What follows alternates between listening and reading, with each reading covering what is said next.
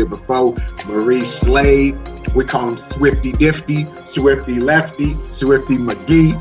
You know what I mean? We in here trying to bring you the Trill's perspective, the real perspective, the truthful perspective, the black perspective. What's up, Maurice? What's going on? What's good? Everybody that has listened to my podcast before, you know who it is. It's your boy, back on it and everything, with the Trill Talk. The Trill Talk Yes, this sir. time. We getting it in. So we got to start with 2020. We got to start at the beginning. We got to start with 2020. All right. What happened? All right. What happened? How about that? I'll let you unfold what happened with you first, and then we'll go with what happened with me. All right. 2020 went from Thailand, that's strange because, a lot of people don't know it's the only Southeast Asian country that was never colonized, Yeah. So the pro is it's very, very, somebody tell me change the angle or something, change the angle like what, like this? The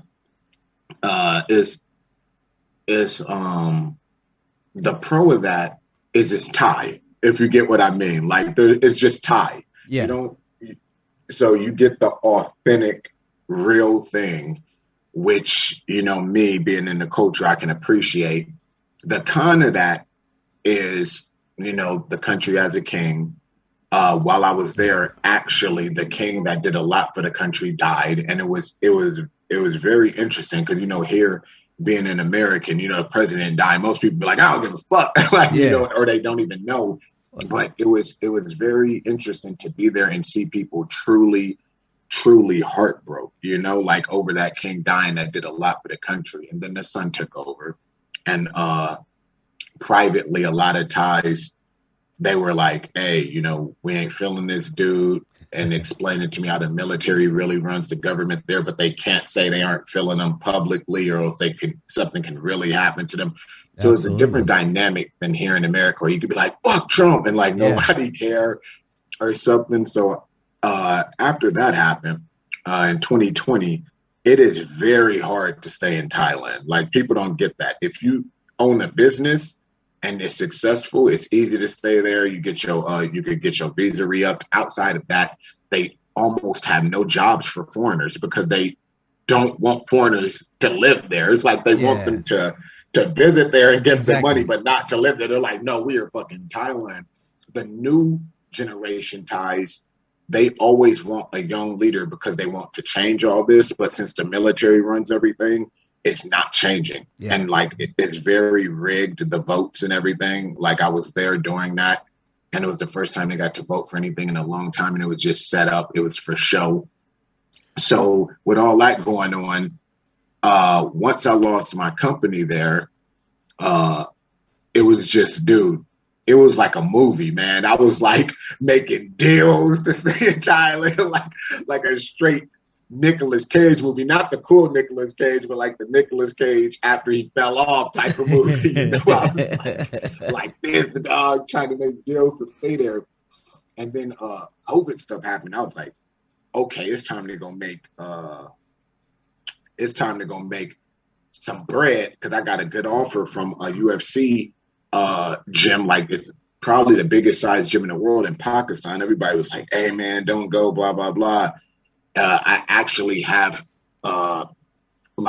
acquaintances that are Pakistani, did a lot of research on that particular area, which was Lahore and stuff. I was like, okay, I'm going to go signed contracts, re-signed contracts, tried to make sure anything was good to not get fucked over. Went there, and gym was the nicest gym I've ever seen with nobody in it.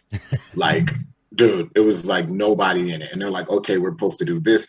You guys get all the people in. We're going to bring the people in. You guys train them. And it was just like nobody. They never brought anybody in. Never did anything.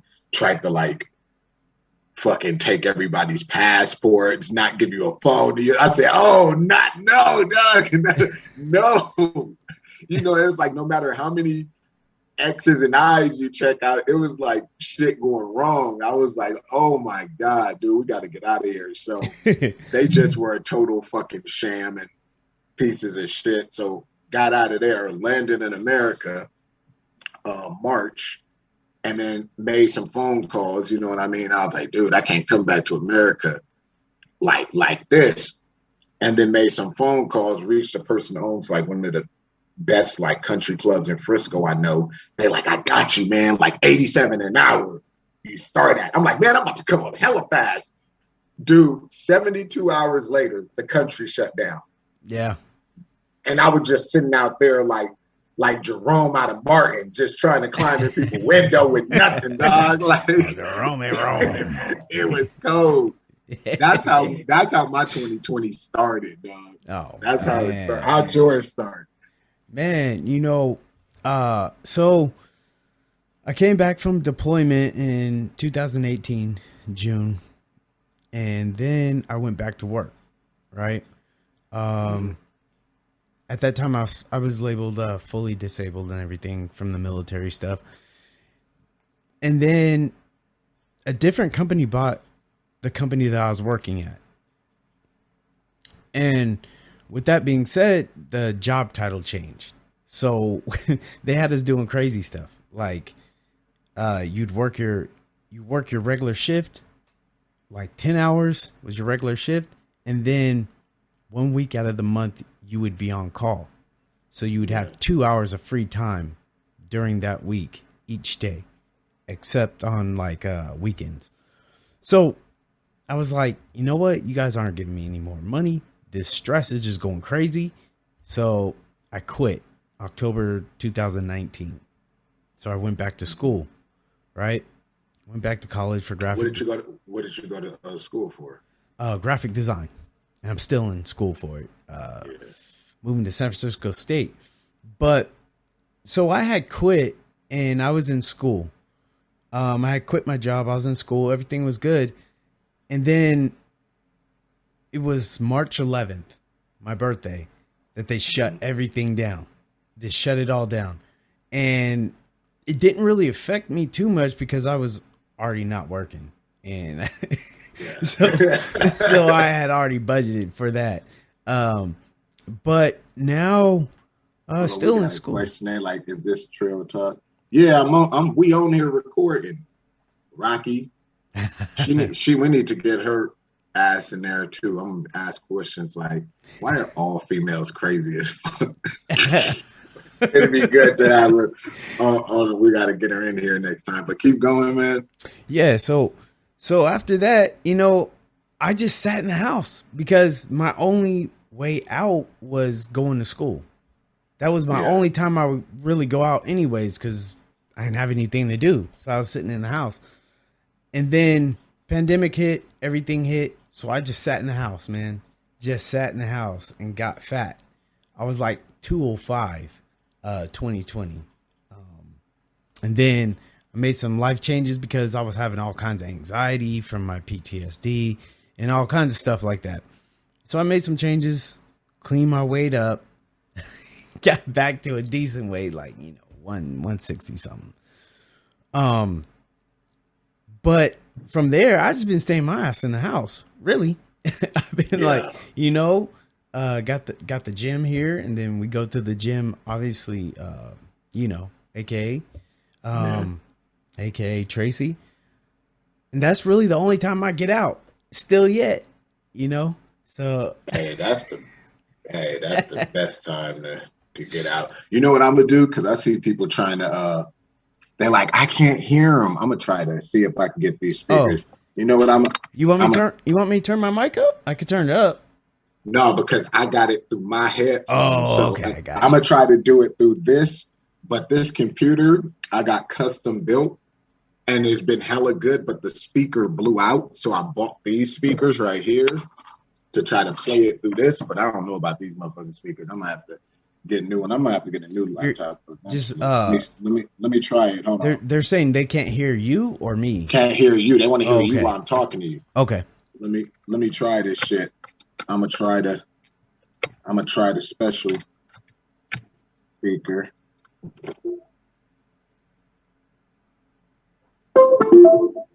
Okay. Talk, Maurice? Yeah, go ahead. Yeah. Oh, all right, cool, man. I don't know what the hell that was. But, all right. Okay, keep going. Yeah.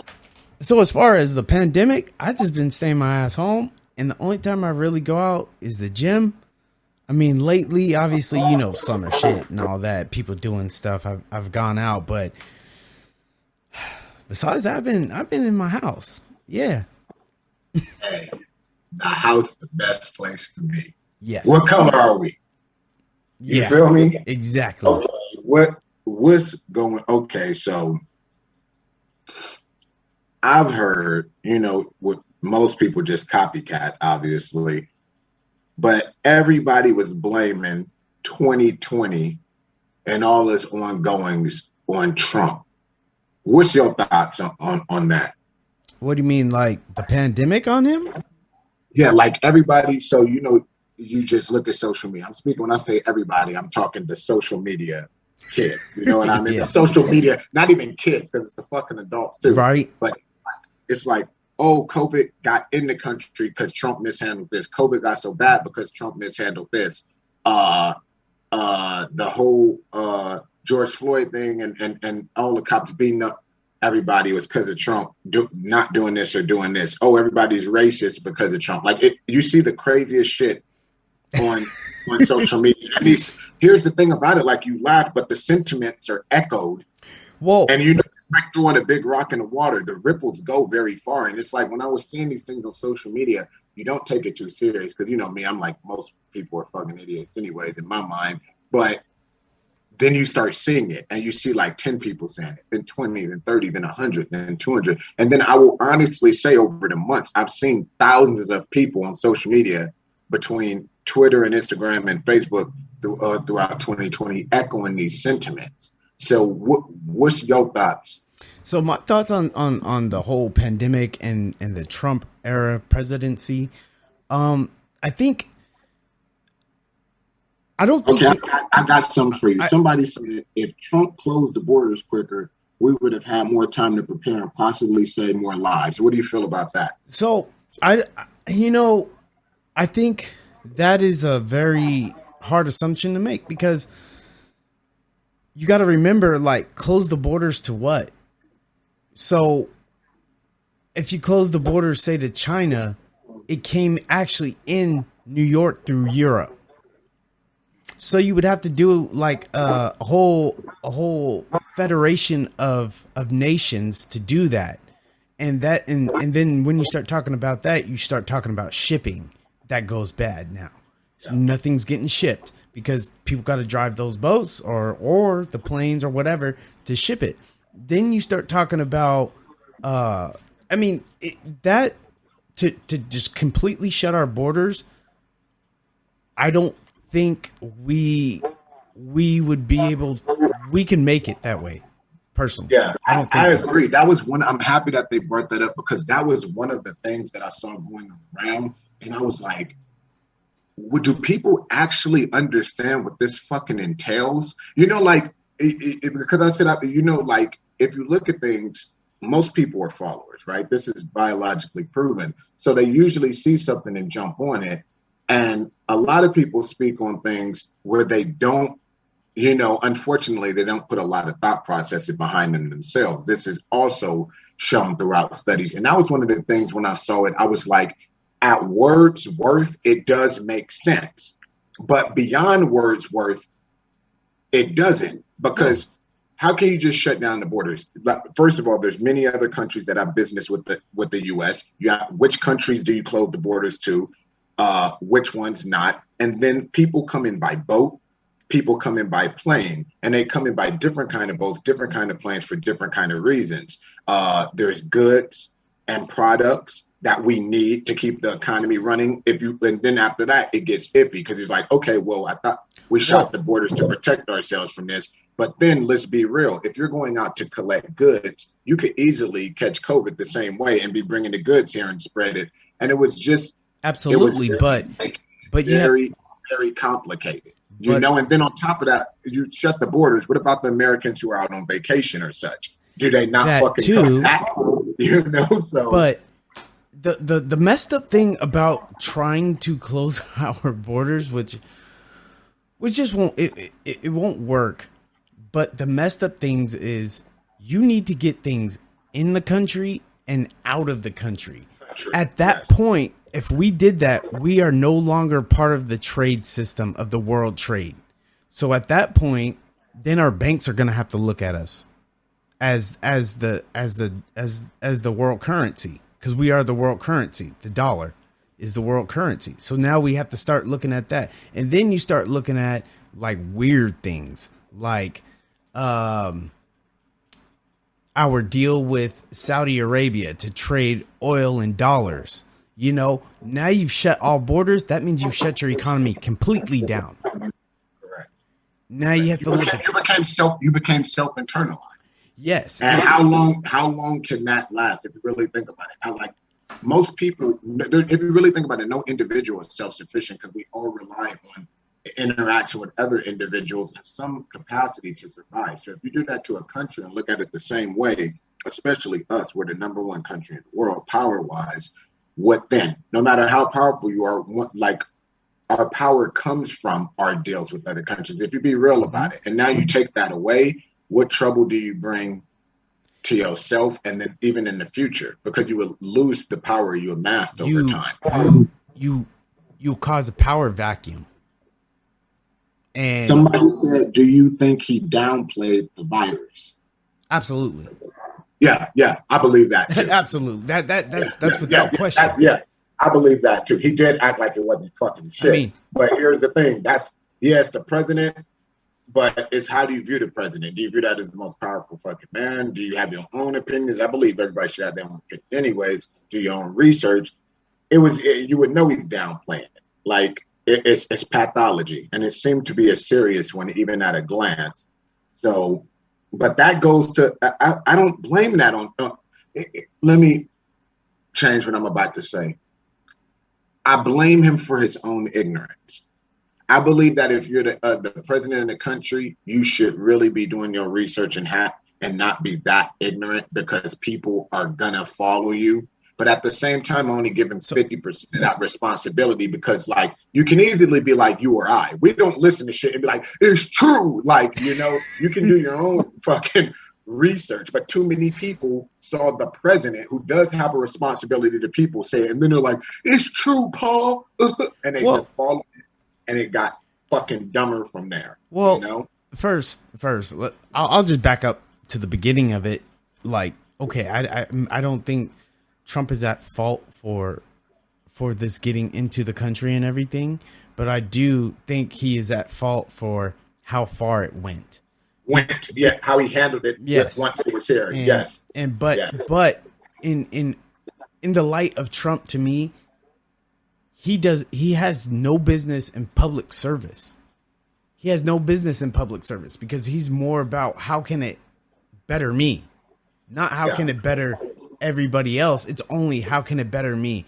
So with that thought process, he's thinking, how can this better me? It can't. All I can do is try to put a fake face on it so that way I could get reelected, because all he had for reelection was his was how he handled the economy. The economy was in the dump at that time because of COVID. So people are like, wait a minute, man, you need to get a hold of COVID to get a hold of this economy. And he never did that. You know, when I really think about it, because I try to look at things objectively and subjectively, I think if I could open up a time portal, right, and Trump, once it got here, did everything within his power to keep it to spread, I honestly believe it would have anyways. And here's why. If you look at everything, like after it was here, after it was fucking all these deaths, after it was showing what it did to people, after they started really getting into it and saying, hey, we see it doing this. This is how it's killing people. These are the people that have a higher mortality rate. This is this. You know, like it took a lot of spreading to start getting the facts out. Because at first it was more a hearsay. If you look at people, not Trump, after that, dude, they were cracking down on parties in Stockton, I was reading. Yeah. Cracking down on fucking parties in Sac. Cracking down on gatherings in Oakland and Frisco. New York had like a 2,000 person BDSM party that got cracked down. I remember reading. Florida, crazy. Nigga, they kept partying. So you can't blame Trump. You know, people love pointing a finger. They don't like to take responsibility. You cannot blame Trump for people's general ignorance, because that's on them. And that's when they saw what it was doing. At this point, there was already hella deaths. And people kept doing this shit. So, you know, and somebody asked something.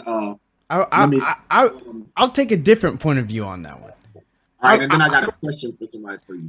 I'm gonna blame Trump for how it spread, because Trump was advocating for no masks before we had a vaccine, right? Now, if Trump would have advocated just for masks, think about how much that would have stopped the spread, not of COVID-19, the original variant. I'm talking about for the mutations of it, you know, with the Delta and all that stuff. Yeah. Because as it spreads, that's going to give more people, that's going to give it more chance to mutate, right? Yeah. So I can blame some of that, but we didn't know enough to stop it from spreading. What we do know now is enough to try to keep variants down. I think Trump definitely could help with that. He could have taken the vaccine on TV so his supporters would be like, "Oh, okay." You know, he could have been sporting a mask because his supporters would have been like, "Okay." So if you think about it, it's like 85% of Democrats have gotten the shot, right? And I believe it's somewhere around 70% of independents. Guess who's the one that's in the bottom? Republicans. He's the spokesperson for Republicans. He's the leader of Republicans, right? So I think they're only at like 40%. You got to remember, half of the country voted for Trump, right? So if you're telling me that his supporters are only at 50% vaccination rate, where's the problem? He could take care of that if he wanted to, but he's a selfish person. Where does it help him? Where does it help him? Who knows? It doesn't. Because then you're in line with Biden. That's who his rival is. Then you're in line with Biden and the Democrats.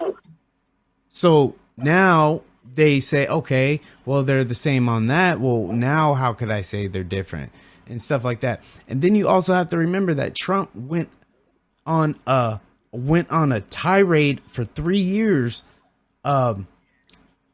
to make the public distrust the government in general, whether it was for health, whether it was for policing, whether it was for whatever, because that helped him. Let's be real here. You shouldn't try.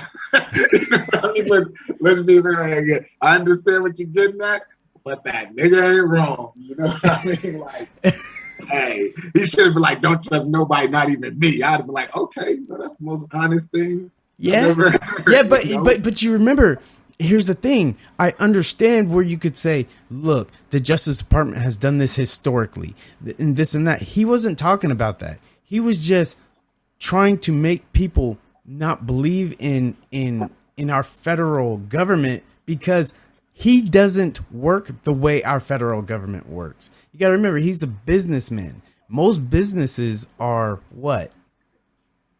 They damn sure aren't diplomatic about things. It's my way or the highway, right? You know, so here's the thing. Trump, he could have helped, but you know what I mean? He could have. He did not do a good job there. But if you look forward right now to 2021, and I agree with you, I think here's what I feel. I feel like he could have slowed it, but not stopped it, because because like I was saying, you can't control the individual and the ignorance. Even after this is when like hundreds of thousands have died and people were out there partying. I remember I was in Oakland fucking at my boy's house and they was having a sideshow where hella people, dog, no mask. Dude, they say 6 feet. It was motherfuckers twerking on people out there. So it's just people are people. You know what I mean? Like people are people. Hold on, we got a few things. Right. I think the president. What do you think it is? I think as a president, the job is to unite the country. I don't feel that. What do you feel about that statement? I think that is what we aspire to do, but the way politics is set up, you can't do that. It just can't. And here's the sad thing about America. We're a country of war. The only time we unite together is when we have a real enemy in war. Yeah, everybody nationalistic then. Yep. Everybody nationalistic then, always. But that statement is it's crazy because how can a single man unite an entire country? Well, I see a way, because there's too many. Everybody has a different personality, right? We can agree upon that. So you would have to know the psychology of each person in order to trigger what would make them want to unite, in a sense, because everybody has a different drive, right? I think that might be true, but I think your president can do a lot for that, because he can say, okay, well, Democrats want to get this done and Republicans want to get this done. Let's meet in the middle, instead of saying, Democrats, they're a bunch of socialists, or, Republicans, they're a bunch of racists. They could definitely not do that. Yeah, they're going. So once they go after people's character like that, then people turn it very personal, and they're like, hold up, I'm a Republican, but I'm not racist. What the hell? You know what? Screw these Democrats, because they're going after me personally and my personal identity, and vice versa. So the way our politics are actually set up, it's a shame, but it's like one side against the other, and it's been getting more and more extreme ever since what's his name was gonna get kicked out of the presidency. It's an entire office. Yes, we are well aware that the president has many people behind them. What up? What's up? Somebody said, "What's up, Coach?" Thoughts on pulling out of Afghanistan during the Taliban takeover? We will get to that. We're still covering 2020 right now. We're still covering 2020. Ask anything. We're talking about 2020. Keep going, Maurice. Okay, so what do you feel about, sticking to that, if the president could unite a country beyond Democrats, Republicans, what do you feel they can do to unite? Do you feel like this is this ongoing thing of whites versus blacks and whites versus everybody? If you were the president, how would you alleviate? What would you do, being a black man, of course? So you've personally experienced these kind of tensions and stuff as I have. What would you do? What would you forget asking as president? Fuck that. No. As a black man, okay, no, that's cool. That's cool. Because what would you do that you feel would help alleviate this tension? Because I've thought about this a lot, right? And the first thing that a leader needs to do, I believe, just to calm the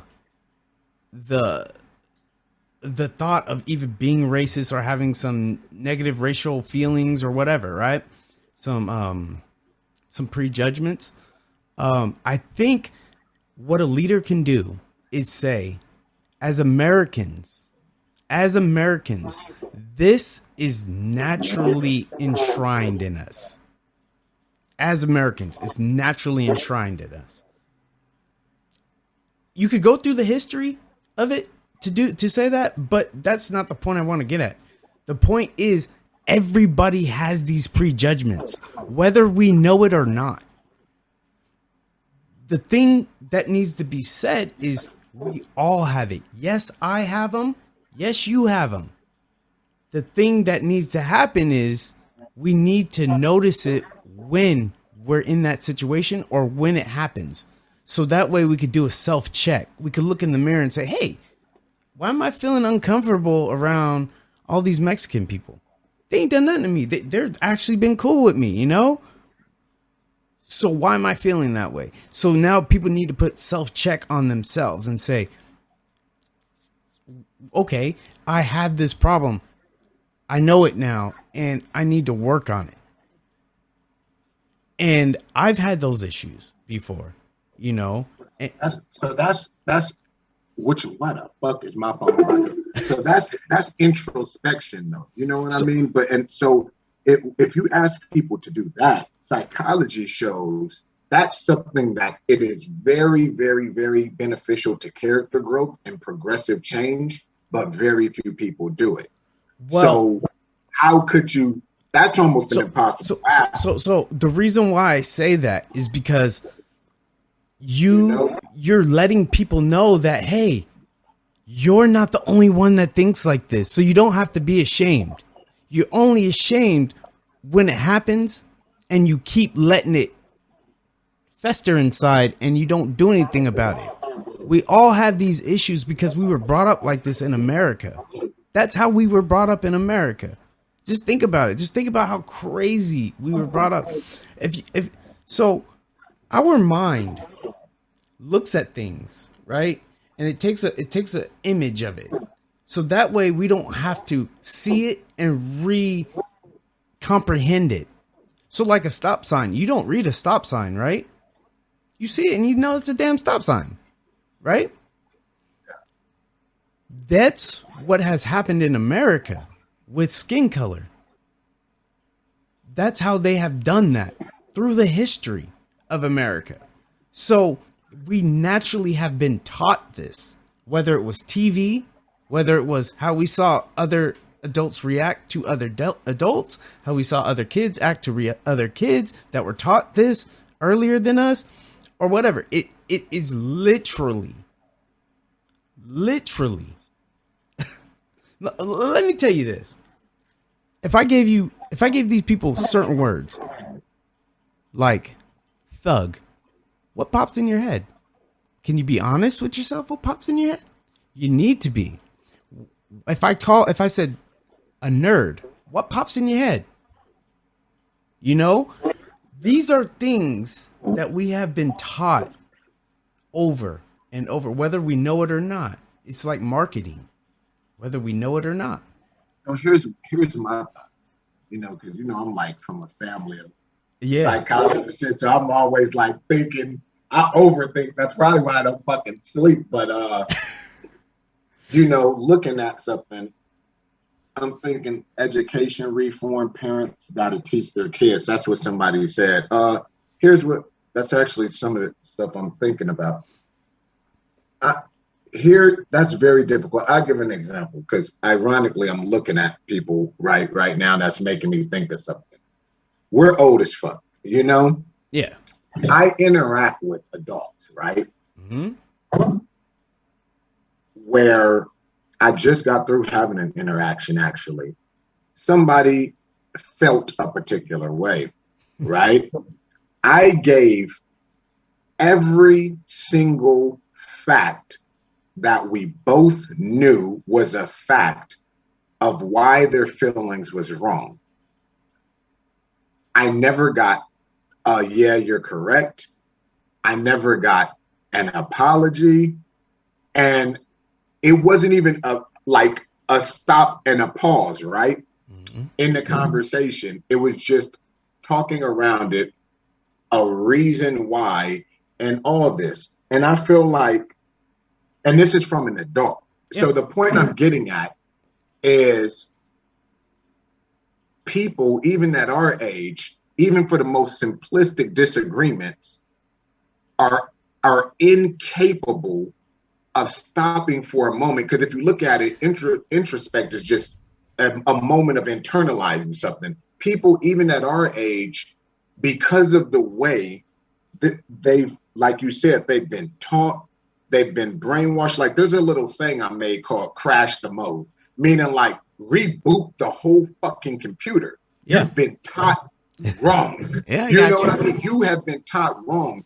I feel like, and it's crazy to me when adults can't do that. And you know me, I'm a cold person, and not cold in the sense of like I'm a fucked up, but I'm a person when I know I'm correct and I know somebody's wrong, I won't take my time and explain something to a grown person over and over that they did wrong to me. You know what I mean? I'm just going to be like, hey, deal with it because what I know is going to happen and it's near impossible not to happen. If this is your disposition at the time where you can do wrong and do everything but internalize and take the time to say you're wrong, you will not only have this problem with me, you're going to have this problem with anybody that's at a certain standard because at that point you can only interact with people at your current level or below in certain aspects because it shows when it's going above that and it's getting to the real stuff, you can't handle that.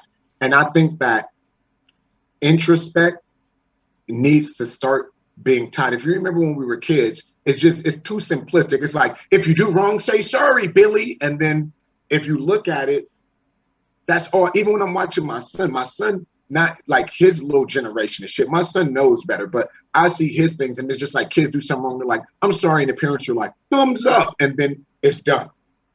It's not like, it's no lessons of, it's no holding themselves accountability, like a real, like I was taught an apology and sorry are two different things. That's how I was taught in my family. It's no holding accountability. Nobody says, I never seen parents say, what did you do wrong? Why was it wrong?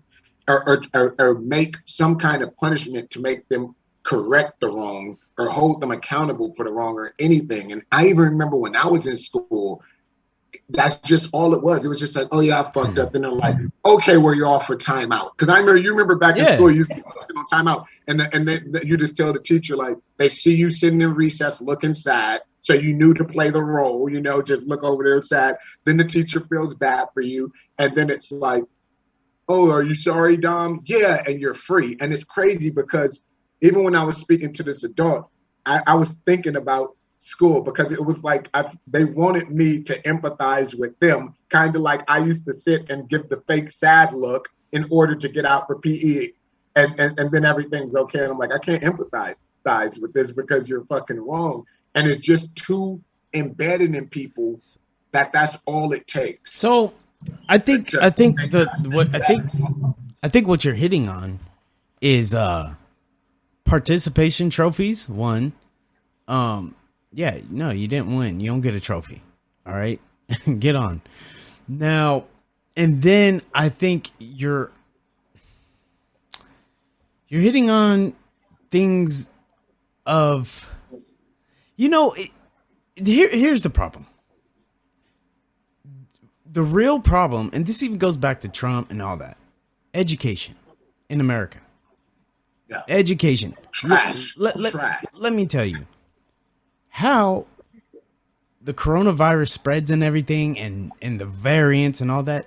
That is elementary school math. Elementary school science to understand that. And there's people that can't understand that. So here's what people are making their own realities these days. If you haven't noticed, people are seriously making their own realities. They say one of the most used things people say is my world. And when you think about that, the word's worth of that is fucking scary. Because I'm like, what world do you live in? I thought we were all here. So you're touching on the trash education of America. Now, what you got to remember, that's purposely done. The education system being rotted out the way it is, it's purposely done. Education is equity now. So yeah, that's screwed. This has been messed up for a long time. Most people don't even understand how our government works, to be honest with you. How the hell do you not understand how your government works? Most people don't understand that.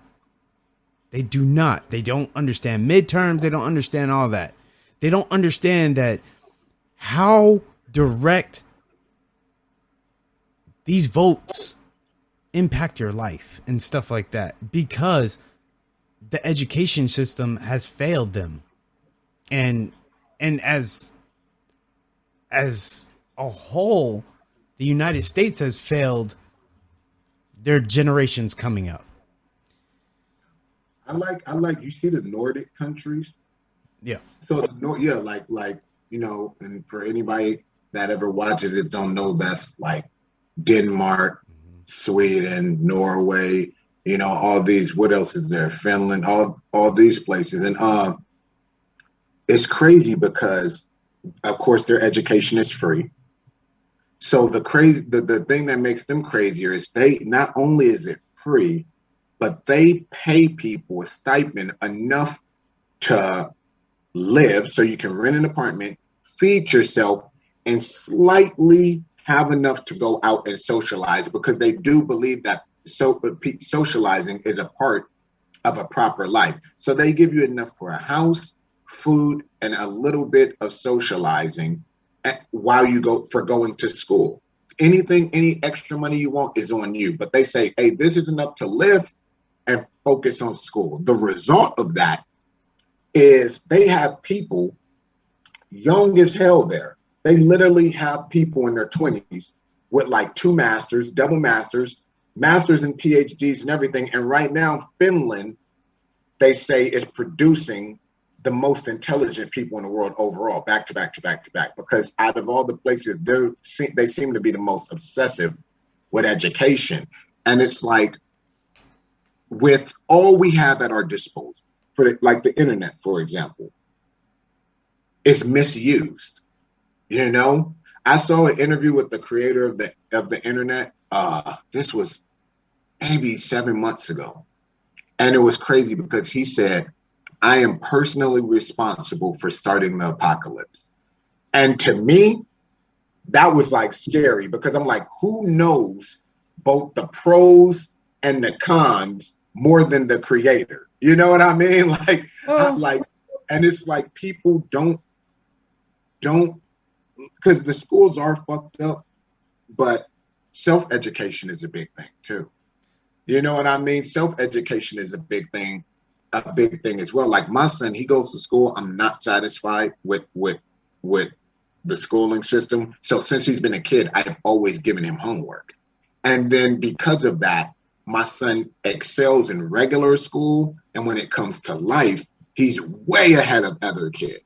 Even my newest one, the 1 year old, they're like, we went and got him tested, everything, and he's way ahead of his age. So like, what do you feel? Do you feel like people themselves, knowing this education system is fucked up, aren't holding themselves accountable, and like parents aren't holding themselves accountable and doing what they could do on their own part to educate themselves or their kids more as well? Or do you just think that like the government should take the lead and be more like Norway and stuff and say, hey, everything's free, let's really pump in education? Do you think it's a combination of both? Okay, so I think it's a combination of both. One thing, the social education system needs to be upgraded. I mean, this is really ridiculous, like it so then I think, yeah, there should still be private schools and all that for people that, want to pay that or whatever. That's great. I don't have a problem with that. But the dumbing down of our children is a problem. And we see how it's turning out. We see how it's turning out. Now, think about this. There's a thing that my nephew watches. And it's like weird stuff. The guy asks people like simple questions just to see if they know. People, and they're on college campuses. Be like, how many years is a century? And they don't know. Yeah, I've seen stuff when people don't know a decade. Yeah, they don't know a decade. So how are you going to tell me if they don't know a decade, right? How are they going to tell me about politics?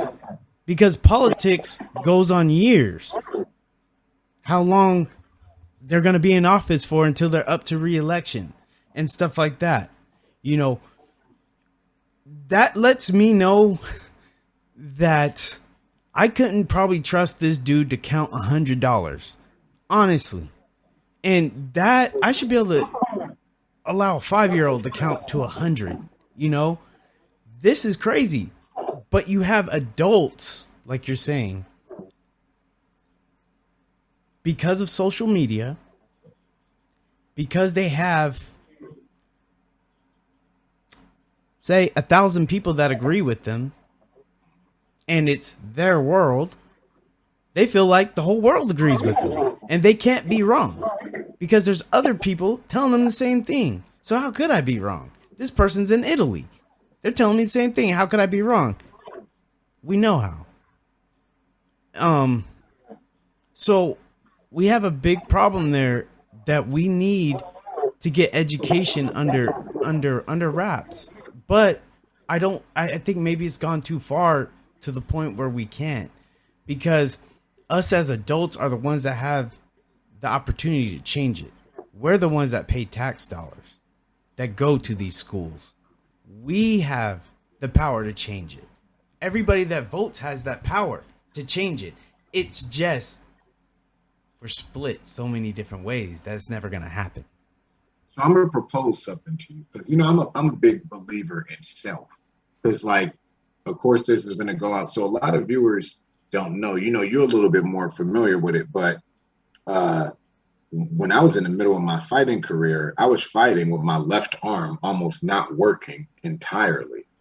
And pain, like the worst pain every day for 7-8 years until a doctor that was a fan of mine sponsored me like most of a surgery. And my neck was actually like in the cervical spine, the most sensitive part. And the way the crack was, he said I actually should have been paralyzed. And it's funny because I'm actually friends with this doctor today because he said, you know, and this is a doctor who he's a leading spine surgeon in America. He teaches other spine surgeons how to do spine surgery. So he's like top of the line. And he said, you make me believe that there's more than we can never study because you should be paralyzed and you're not. So it shows there's a lot about the mind and its correlation with the body we don't know. And it's mind over everything. You know, you're living proof. And we just became friends after that because he's like, dude, you've been fighting when you should be paralyzed. And somehow not only are you not, you're fighting. And that's always stuck with me because I didn't know that this was happening to me. I was paying stupid ass Kaiser thousands and thousands of dollars to do tests on my arm. And they were like, this your arm, come back, here's some drugs. Come to find out my neck was fucking snapped like a Bruce Lee movie. So I'm really big. I was already a big believer in the power of self, and it became more so after that. Like I became extreme on that. And especially after spending a lot of time in Southeast Asia too, because I believed in that in a different sense when I saw really poor people fucking happy as fuck. And I was like, dude, I know people in America way more than this and they fucking miserable, you know? So It was just, the thing is, what I'm getting at pertaining to the topic that we're on is, so in my travels, right, when I was living in China, it's summer, you know, and as an American, I was always taught like summer is fun time, you know.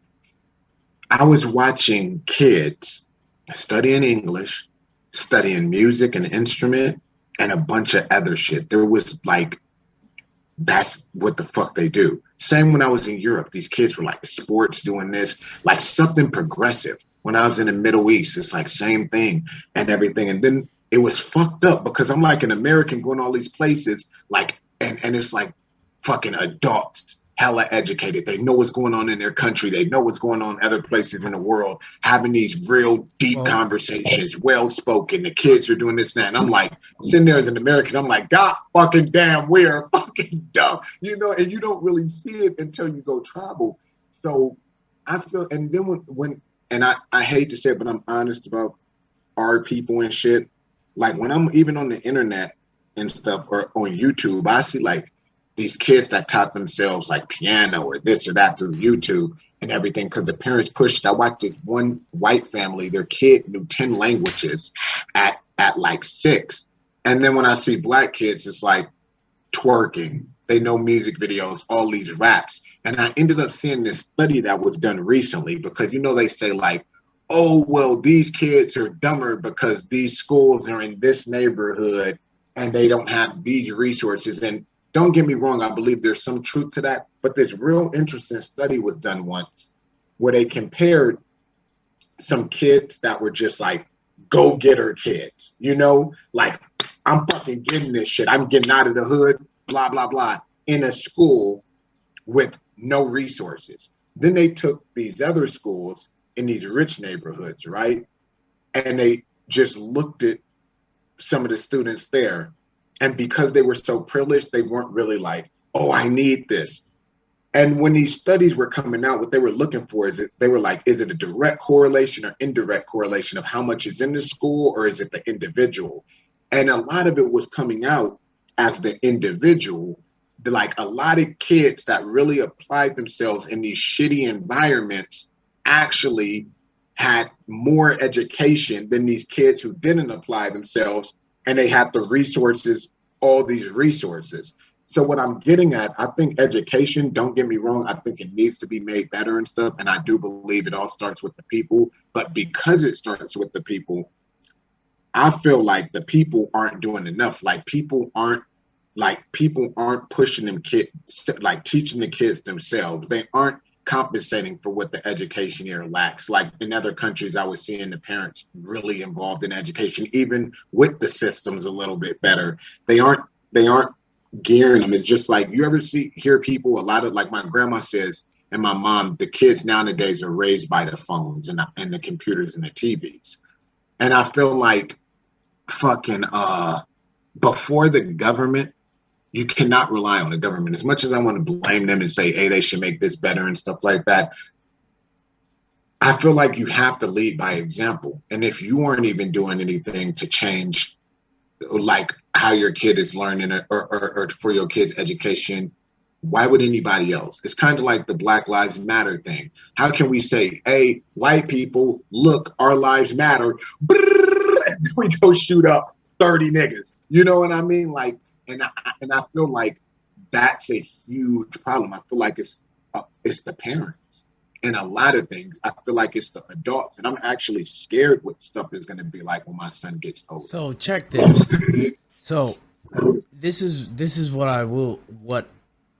how I see things. And it's pretty Hold on 1 second, Marie. Somebody to add to your talk, to your thoughts, so you can address this too. Somebody said they think that the government dumbs down education. Teachers need to care and put in more effort as well. There are a few out there that care, but there's a majority of them that just meet the bare minimum. So add that to your. Okay. Yeah, it goes hand in hand. Anyways, I would kind of touched on that. So so do you guys remember Biden was running for president and everything? This last one when he got elected, one of their criticisms was a speech that he did in 1984, right? Where he said, if women enter the workplace like men, that's the downfall of families. So he was getting ripped because he was being called a sexist for it, right? Because he said if women entered the workplace. Yeah. See, I think people are too simple-minded on this. It's not women. Obviously, women were the ones to stay home back then. Let's fast forward to now, which is like almost 40 years later. I'm going to give you some timelines in between that and show you the breakdown. But, so, 84, right? Just think about this. 84. He says this. When was the first high school mass shooting? What was it, 99? Was it 99? I believe it was 99. So, think about what he said. How many years later? The kids that were born that year, and then the timeline to that shooting, those kids are in high school. So exactly the time that he said This will break down the family life. You have your first mass shooting at high school time from when he said that. That's crazy. If you really think about it, that shows the breakdown of how mom and dad and even grandma has to work these days.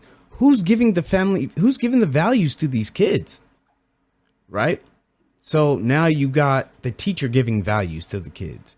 Or you got, I don't know, the next door neighbor kid, his brother, his older brother or sister or whatever. And so that is part of that breakdown. Now, let's look at it. That's almost 40 years ago now. Right? It's almost 40 years ago. So now you have parents that have grown up like that. Right? So now it's normal. Now it's almost normal. This is normal now.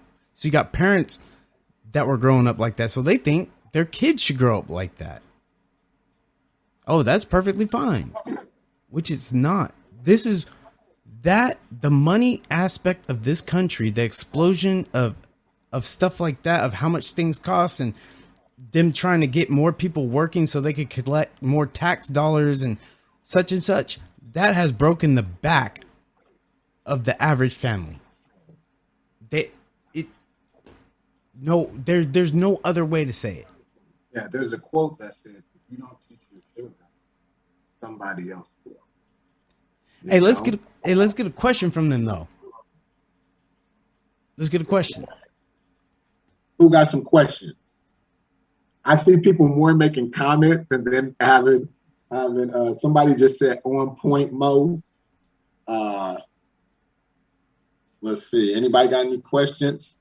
Somebody said people don't even know who's their representative, let alone term of an office. Government should be taken more seriously. Mm-hmm. I believe somebody else said, I believe everything inside the presidential and government, along with law enforcement, all need to be reformed as a system and needed to be better for us and our future generations. What do you think about that? I think we need to get back to reality with kids. You know, you don't have to be harsh. You don't have to impose reality on them. You can let them develop it and let them know, like, yes, this is real. This is that. You know, you can let them figure that out and then, you know, correct them as need be. Yeah. This is how I go about things. It's crazy. You know this, and when you have a son, I'm Uncle Don. I'm gonna say, son, you better not have no damn daughter. I'm gonna have a daughter. I already know it. It's gonna be over for you, guys. But this is how I've always went about things for myself. I've always made sure I was. Yeah. I'm like, this is sex. These are the diseases. Look at the pictures of what it can do.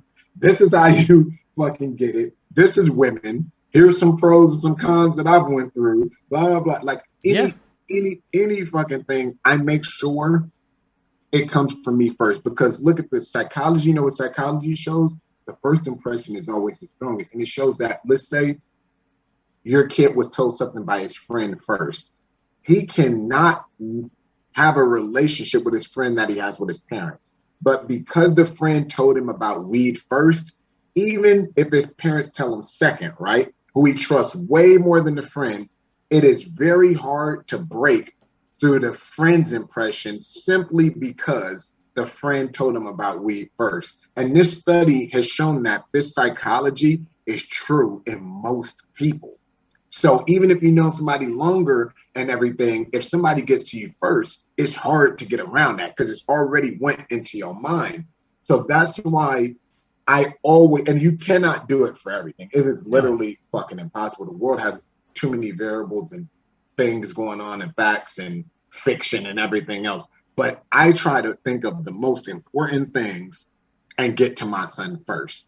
And I remember when he was tiny, like people saw me talking to a 3-year-old, like, yeah, you could die. Like, they're like, why is he telling this to a 3-year-old? You know, but I've always just went about it.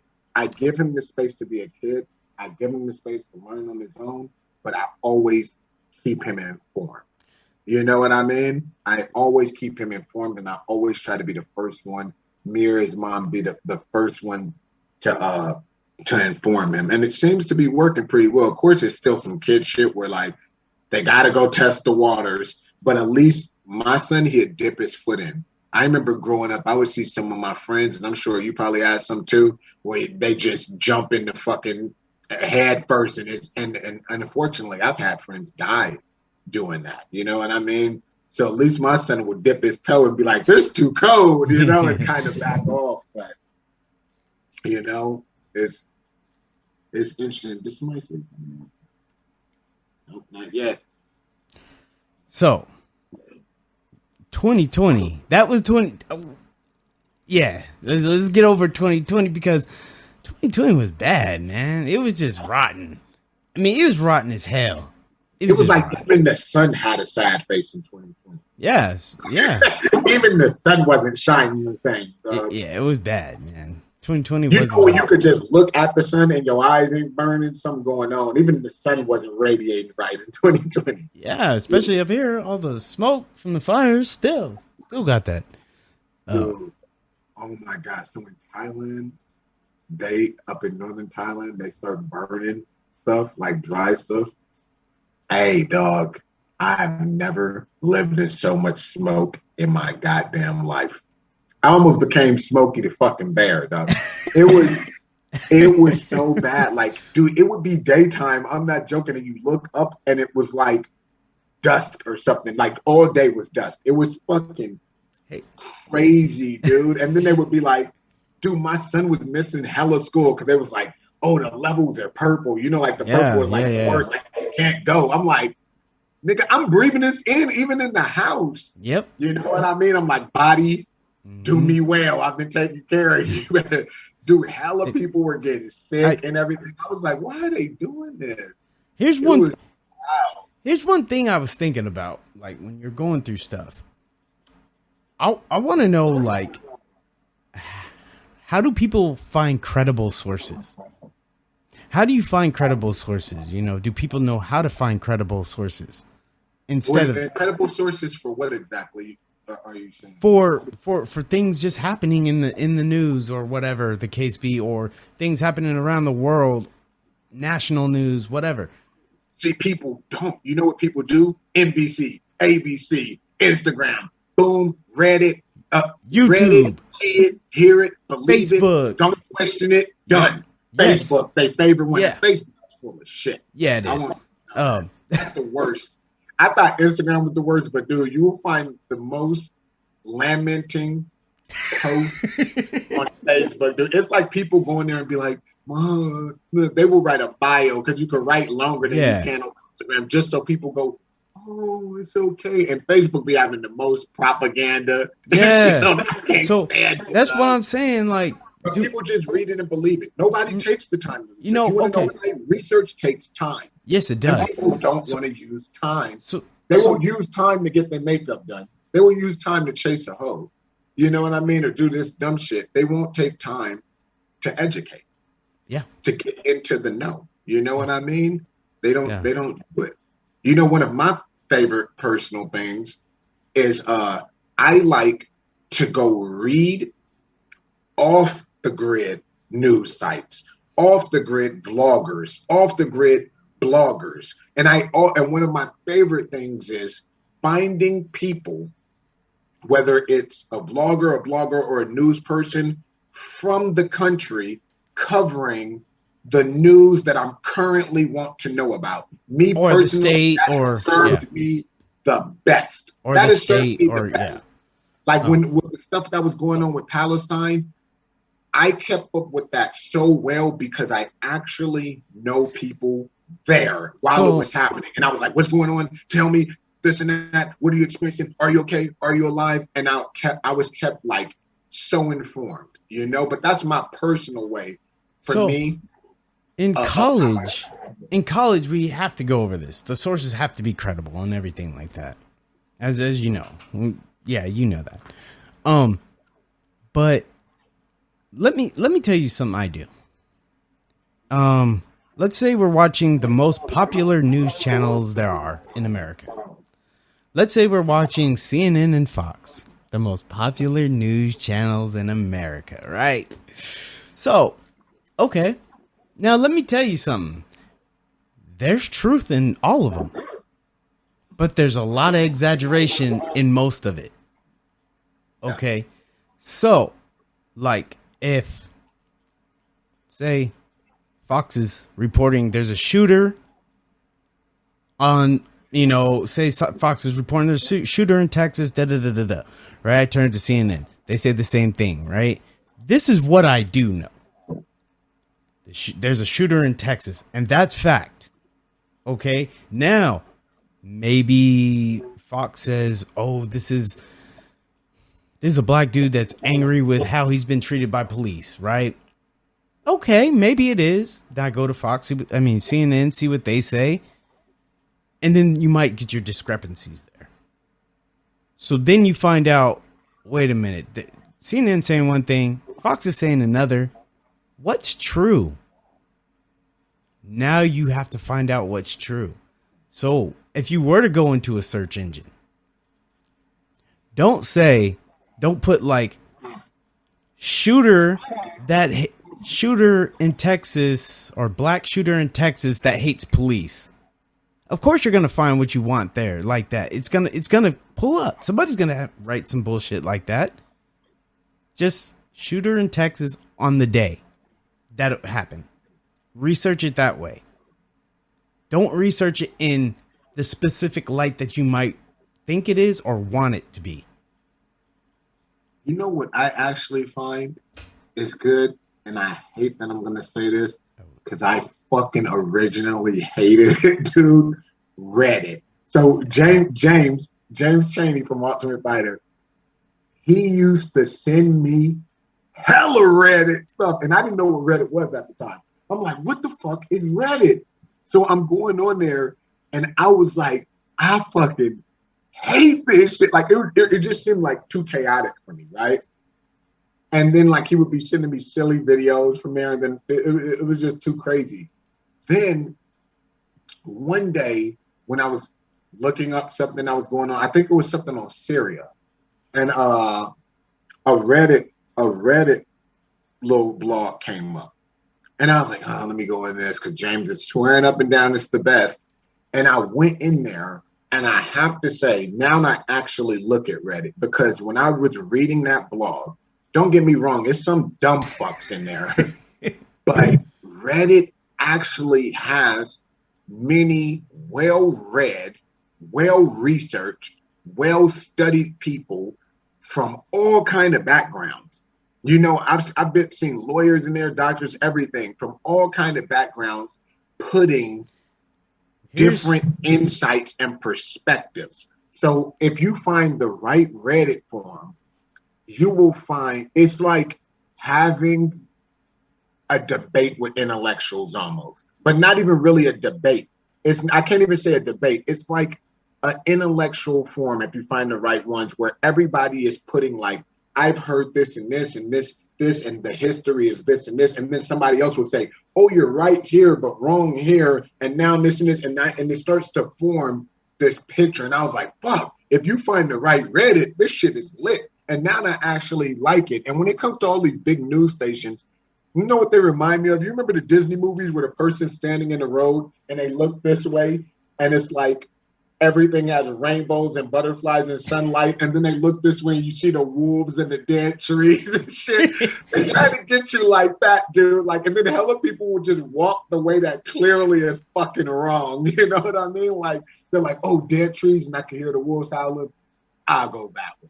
And they just go. But I feel like, man, like the news, dude, it's like they purposely give you, it's like opening a box, a puzzle box, and they purposely left out like 40 pieces, and it's a 100-piece puzzle, and you're like, and you have to find the rest yourself. The thing is you got to remember, news channels want ratings.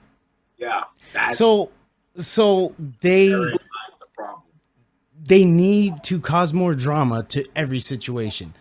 I mean, it's crazy. If you go onto your local news, we all know we don't really get bad weather around here. Not like that. Man, we get a little bit of drizzle. These fools are out here swearing like it's storming.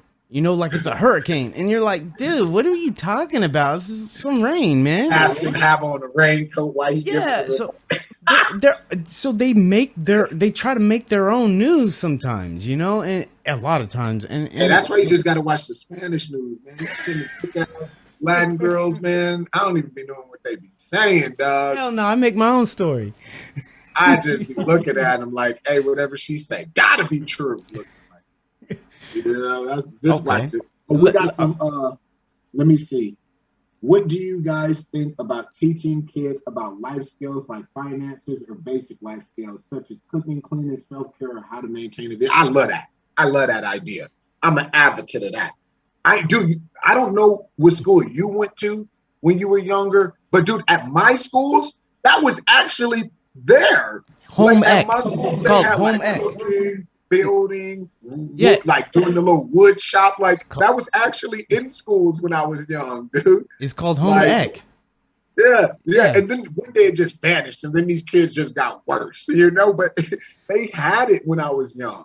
Yeah, I'm a big advocate of bringing that shit back, man. As far, you remember even further back. You remember back in the days they wanted it was more men, unfortunately, but they wanted everybody male to learn a trade. You remember when things used to be like that, like before our time, everything. I feel like some of the best stuff got lost in time.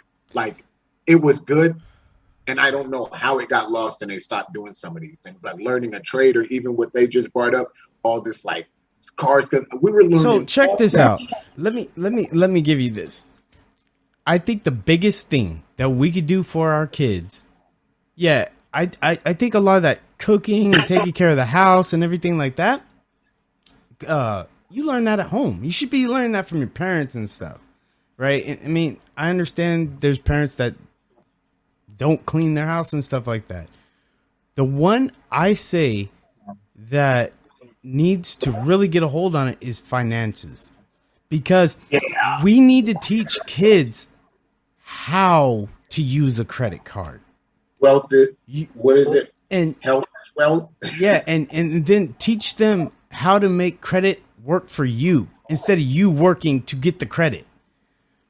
And then teaching them that once you get that certain credit, your money, and you do certain things, your money's going to start working for you, and how to make your money work for you. The reason why I say this is because people get in debt at such a young, early age, it closes opportunities for them. So they're like, damn, I got these creditors calling me, I owe $2,000, right? Whatever. I owe $2,000, but when you're 18, that's a lot, And now they're like, shit, I need to work. Well, guess what? Now that you're working an 8 hours a day, you can't put in as much time into school and education. So now it's designed to put everybody. Yeah, so they're trying to put people there. So let's go back to the history of things like that. So what was it? It was the Reagan era where they stopped giving like your cost of living raise, right? So things are obviously going up in price, and you're not getting a cost of living raise. If that goes on too long and Americans can't get what they want, because we are a very want country, we will lose our shit. I work 8 hours a day, 10 hours a day, and I still can't get, basic things.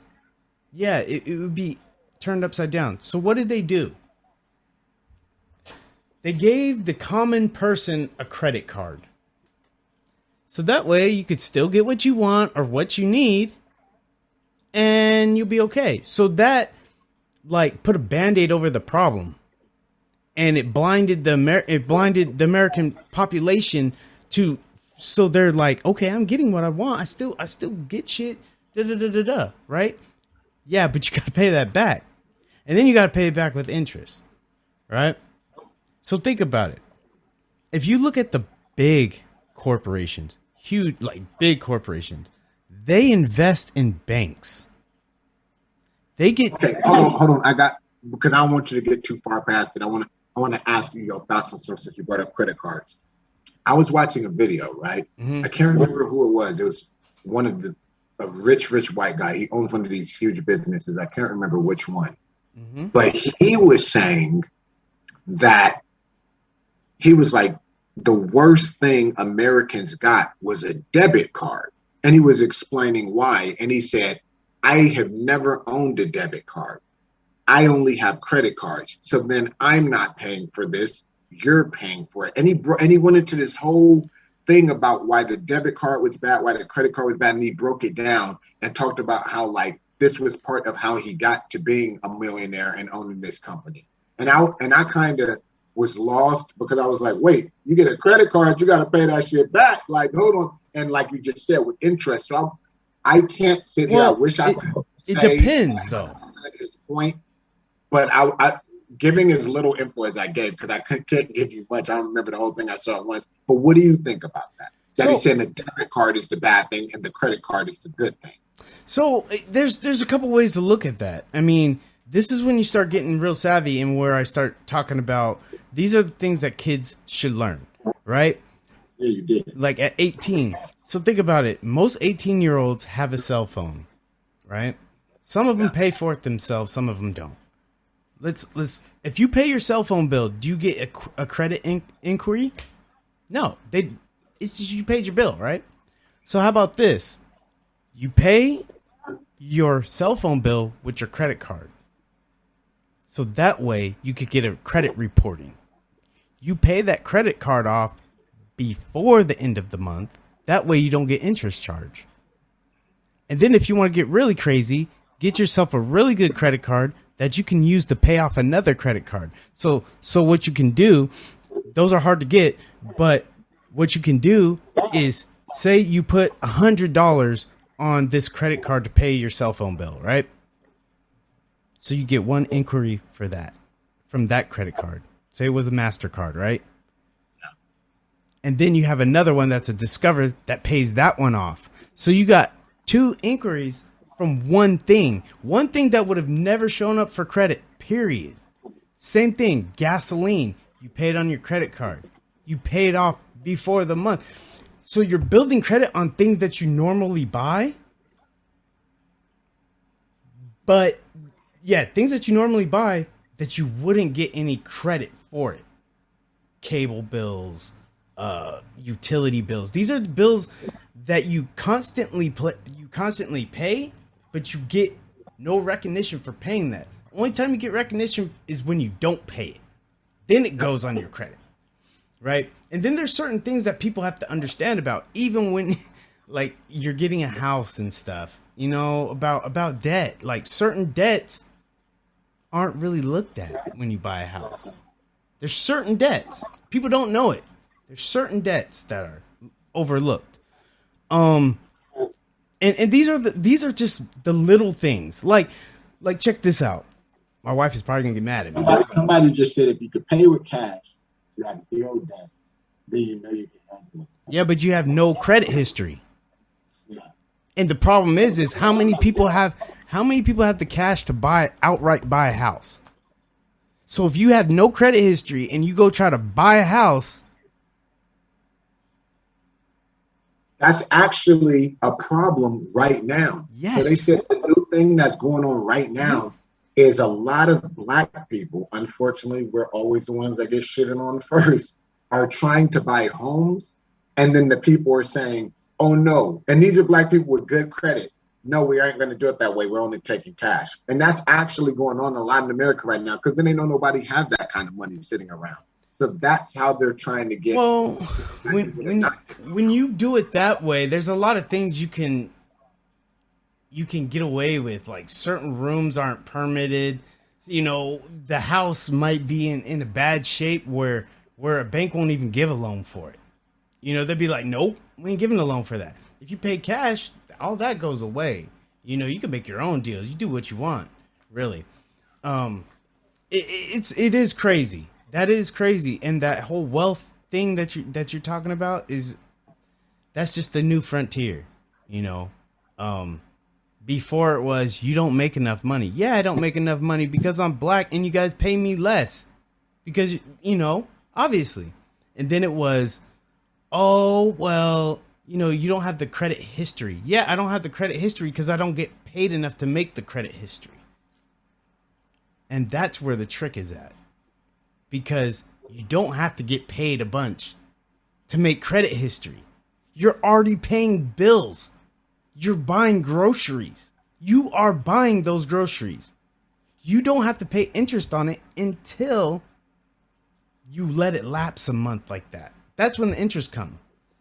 If you pay it off before, you get no interest, but you get the credit recognition. And that's how you have to do it. It's funny you bring that up, because that's actually a strategy I've used a long time ago. Because you remember at the old gym, I was driving all the way up there and stuff from the Bay every day. So I would just put all my gas on the credit card and then just pay it off. It actually builds your credit like this, because it's happening so much. And that's like I said, if you have the means to get a second credit card where you can pay one credit card off with that second credit card, either way, you're just paying the money. If you don't let it lapse that month, put it like this: if you have a zero balance at the end of every month, the credit card companies hate you. You are considered a deadbeat to them. Go look it up. They'll say credit card companies consider people that pay their bill off to a zero balance at the end of the month are considered deadbeats. They hate them. Because they don't make any money. So, you got to know how to use what you got. So check this out. Back in the day when me and my wife started dating, obviously I didn't have much money. I mean, I was in the electrical union, but I still didn't have much money. And she didn't either. So I tell her, check this out. What do you do if you know you're going to overdraft? What do you do? I ain't never overdrafted, homie. So when people overdraft, you always get an overdraft fee, right? $25, $30, I don't know. You always get an overdraft fee if you overdraft. So I told her this. I said, if you see you're going to overdraft, you make an estimate on how much money you're going to probably need till you get paid again. Yeah. So say you go, okay, I could skimp by with $200. Take the $200 out the ATM. Why? Yeah, you went negative in your account, right? And all that, but you're only paying one overdraft fee. Now think about that. That's $25 usually for an overdraft fee. Let's say you went to Starbucks, you had to go get something at Target, and then you had to go to the grocery store. That's $75 you can never get back. That you never got anything for. Yeah. So I've been in so many bad economical situations that it's like learning. It's like learning with no training wheels, man. We have to do better. We have to do better for our education system, for our kids to understand how to financially get ahead. And if our schools don't do it, as minorities, we have to do it. Okay, somebody said, let me see. Also showing your kids there are other choices besides just college, like doing a trade, for example, or maybe go out and explore the world some and see how things work out there. I like that one. I will tell you like this, man. Whatchamacallit? Oh, and somebody said, what's overdraft? So the first one first, I like that. I remember, so growing up, I was taught, me and most of my friends, it's like, do good in elementary, go to middle school, do good in middle school, go to high school, do good in high school, go to a good college, and then guess what? Like, the world opens to you. I really fucking believe that bullshit too, because you heard it so much from a lot of people you trusted, and it was all you heard. Then I did that. I got into everywhere. I got into Stanford, Yale, Duke, Davis, Berkeley, everywhere. And when I was in college, I had this professor, because I liked sociology, and I had this professor, and he was just like, hey, sorry to tell you, young man, it was a black dude. He was like, this shit's fucking bullshit. And I was like, Nani? like, what do you mean? Like, how can college be bullshit? How much this shit fucking costs? Nigga, I just paid like 500 on books and you saying it's bullshit? And then he just broke down how like some majors make money, some don't, you know, he went into the obvious of skin color can affect you in this business or that and blah, blah, blah. Like all this stuff. And he just sat there and spit some game to me, like off the grid game, just because I hella got along with him. And it was like a young black man and an older black man, you know?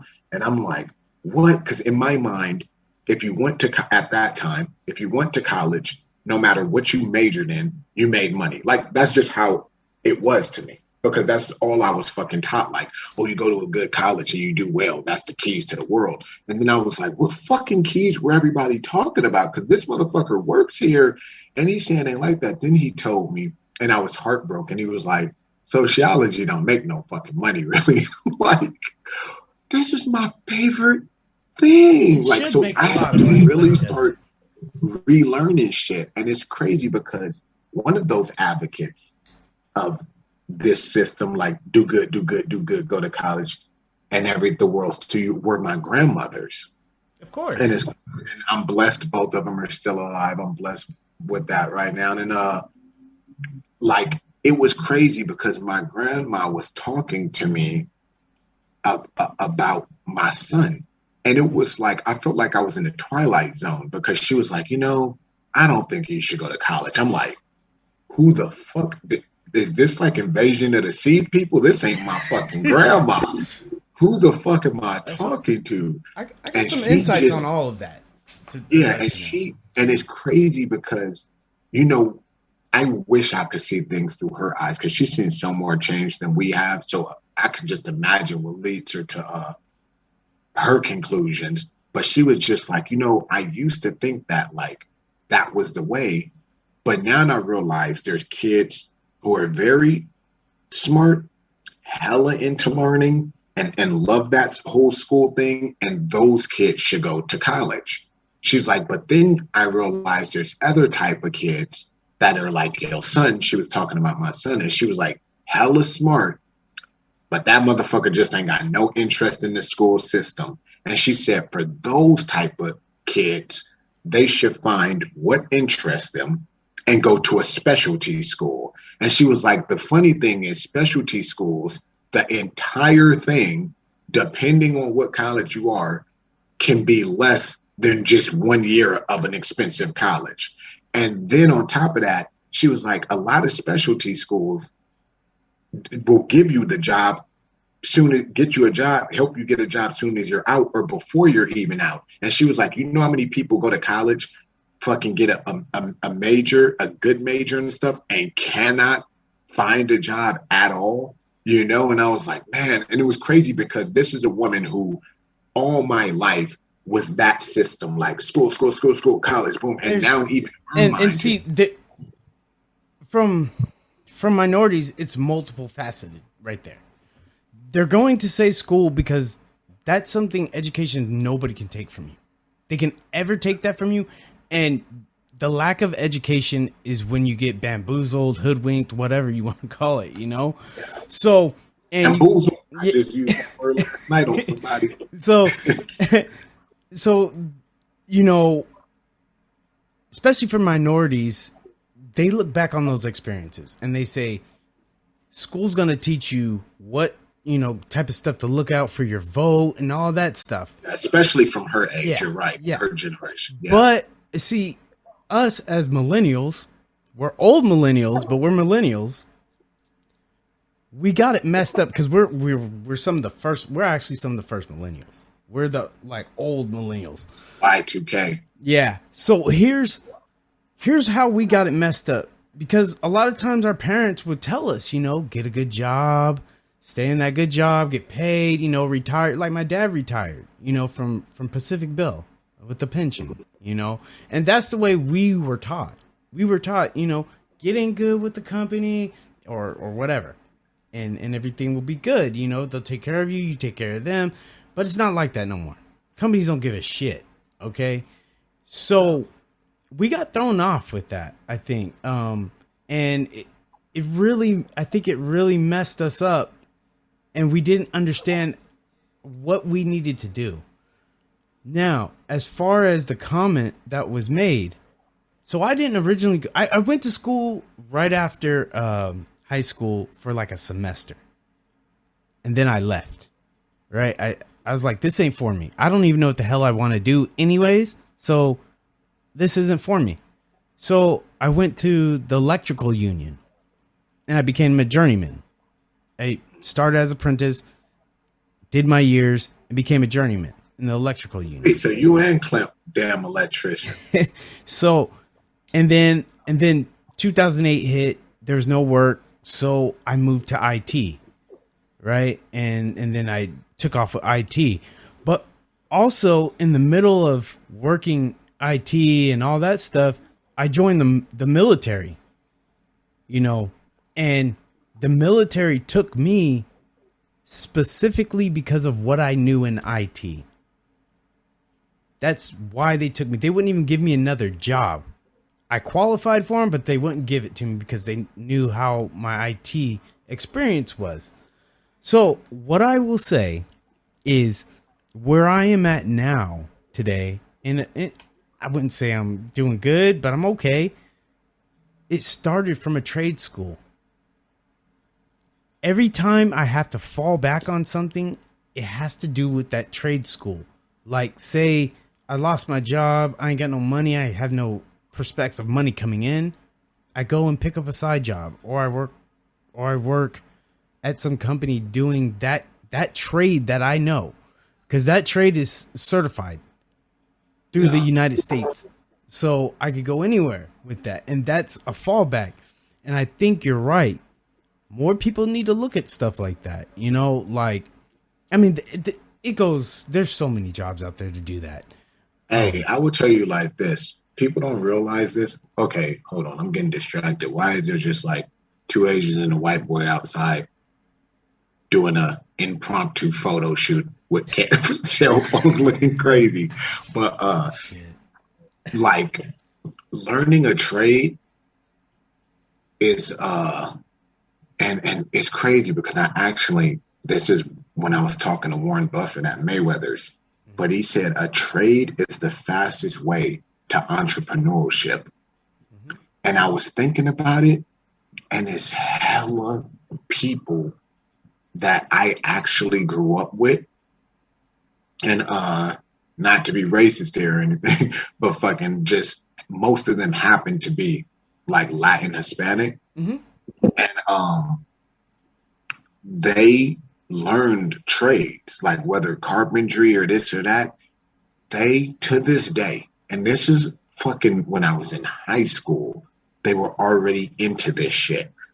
To this day, we're old as fuck now. A lot of them have never worked more than one official job ever. They built a network of people that they know. Mm-hmm. And then they're like, hey, they're like, people are like, oh, fuck, I need my house painted. Instead of calling these expensive companies, they're like, how much would you do it for, Bills? Oh, I need this stuff fixed in my house, woodwork stuff. How much would you do it? And they're just their own single man company. Yeah. And like some of my boys have literally, like, the only jobs they had is like, you know, when you're a kid working at a chocolate shop or some shit, and in their adult life have never worked a single fucking job. And they are well off. I mean, making more money per month than a lot of people who work good corporate jobs, some of my friends. And it's they just built that network after learning a trade, and that's just it. You know, and like one of my friends, he does woodwork, carpentry, painting, all this. He got to the point of making so much money, he hired a few people. Mm-hmm. So now he has like 3 people under him and his own little thing, and they just keep building more. And you know, word of mouth is powerful. Yeah. And I tell you like this, white folks, they love making a deal. You know what I mean? So he got all these fucking, he started going to these rich white neighborhoods and giving them these better deals than the companies. And then they tell their friends, and that's just him and his 3-man crew. Yeah. dude, my boy I making mean, 6 figures a year, you know? I take it as trade school is just like education. Something people can't take from you unless something really bad happens to you, obviously. Yeah. But and I will say that going to that trade school did a lot of things for me. It did education for me. It helped me to get along in a workplace and understand it a little bit more. And but like I said, it's given me that confidence too to go out and try shit that's very risky. You know, like, dude, this is kind of risky to make money off of this. It's giving me that power because I know push comes to shove. Okay, it might be physical work, but I get my ass out there and work and make some money if have to be. You know? Yeah. I think the reason why it got pushed to the side is because of how a lot of times like trade work is. It's rough. It's not a good environment. I'm gonna tell you guys the truth. It's not a good environment. I was a serious alcoholic because of it. Like the way you get treated there is almost like a structured living, whether it be military or whether it be like jail. That's the way you get treated in there. And it's almost crazy because if you're on these construction sites, you see like cliques of people hanging out, you know, and it's racial too. And you're like, what the hell's going on here, man? It's rough. But if push comes to shove, I know I could always go back, and it's giving me that confidence that I do have something in the back to lean on. I got a comment that said they know that, trust them, so they agree with you. It's like that. Yeah. It's just crazy, man. And I think especially black people, they get really I think a lot of times that's because to get in the union, in a lot of unions, you got to know people in the union to even think about it. A lot of times to get you the contacts of who you need to get in touch with to try to apply and all that stuff, right? A lot of times those resources aren't there in our communities, and our parents a lot of times haven't gone there because they didn't get that opportunity. So it's kind of a mystery. Oddly enough, my dad got me into the union because he had a company that was in the union. So that's how I got in. And a lot of people that I know, when they get in the union, they always say, oh yeah, I knew this guy at this company, or I knew this person. And these are the opportunities that we're talking about, you know? It's a multifaceted thing with that, but it's really about the opportunities. And that's why I always say everybody should try to travel. Everybody should try to travel. Get out of your comfort zone. Get out of the Bay Area. You know, just go somewhere so you could understand how other people live and why they value certain things. And that's education. The education you're talking about, that's like self-education, you know. Because I got deployed to Africa. I never thought I would ever go to Africa. But what we're taught about the continent of Africa is that the education system's way lower and this and that and da da da da da. So you think when you get there you're going to deal with a bunch of ignorant people and this and that. Let me tell you, that's the furthest from the truth. Yeah. You know. Yeah.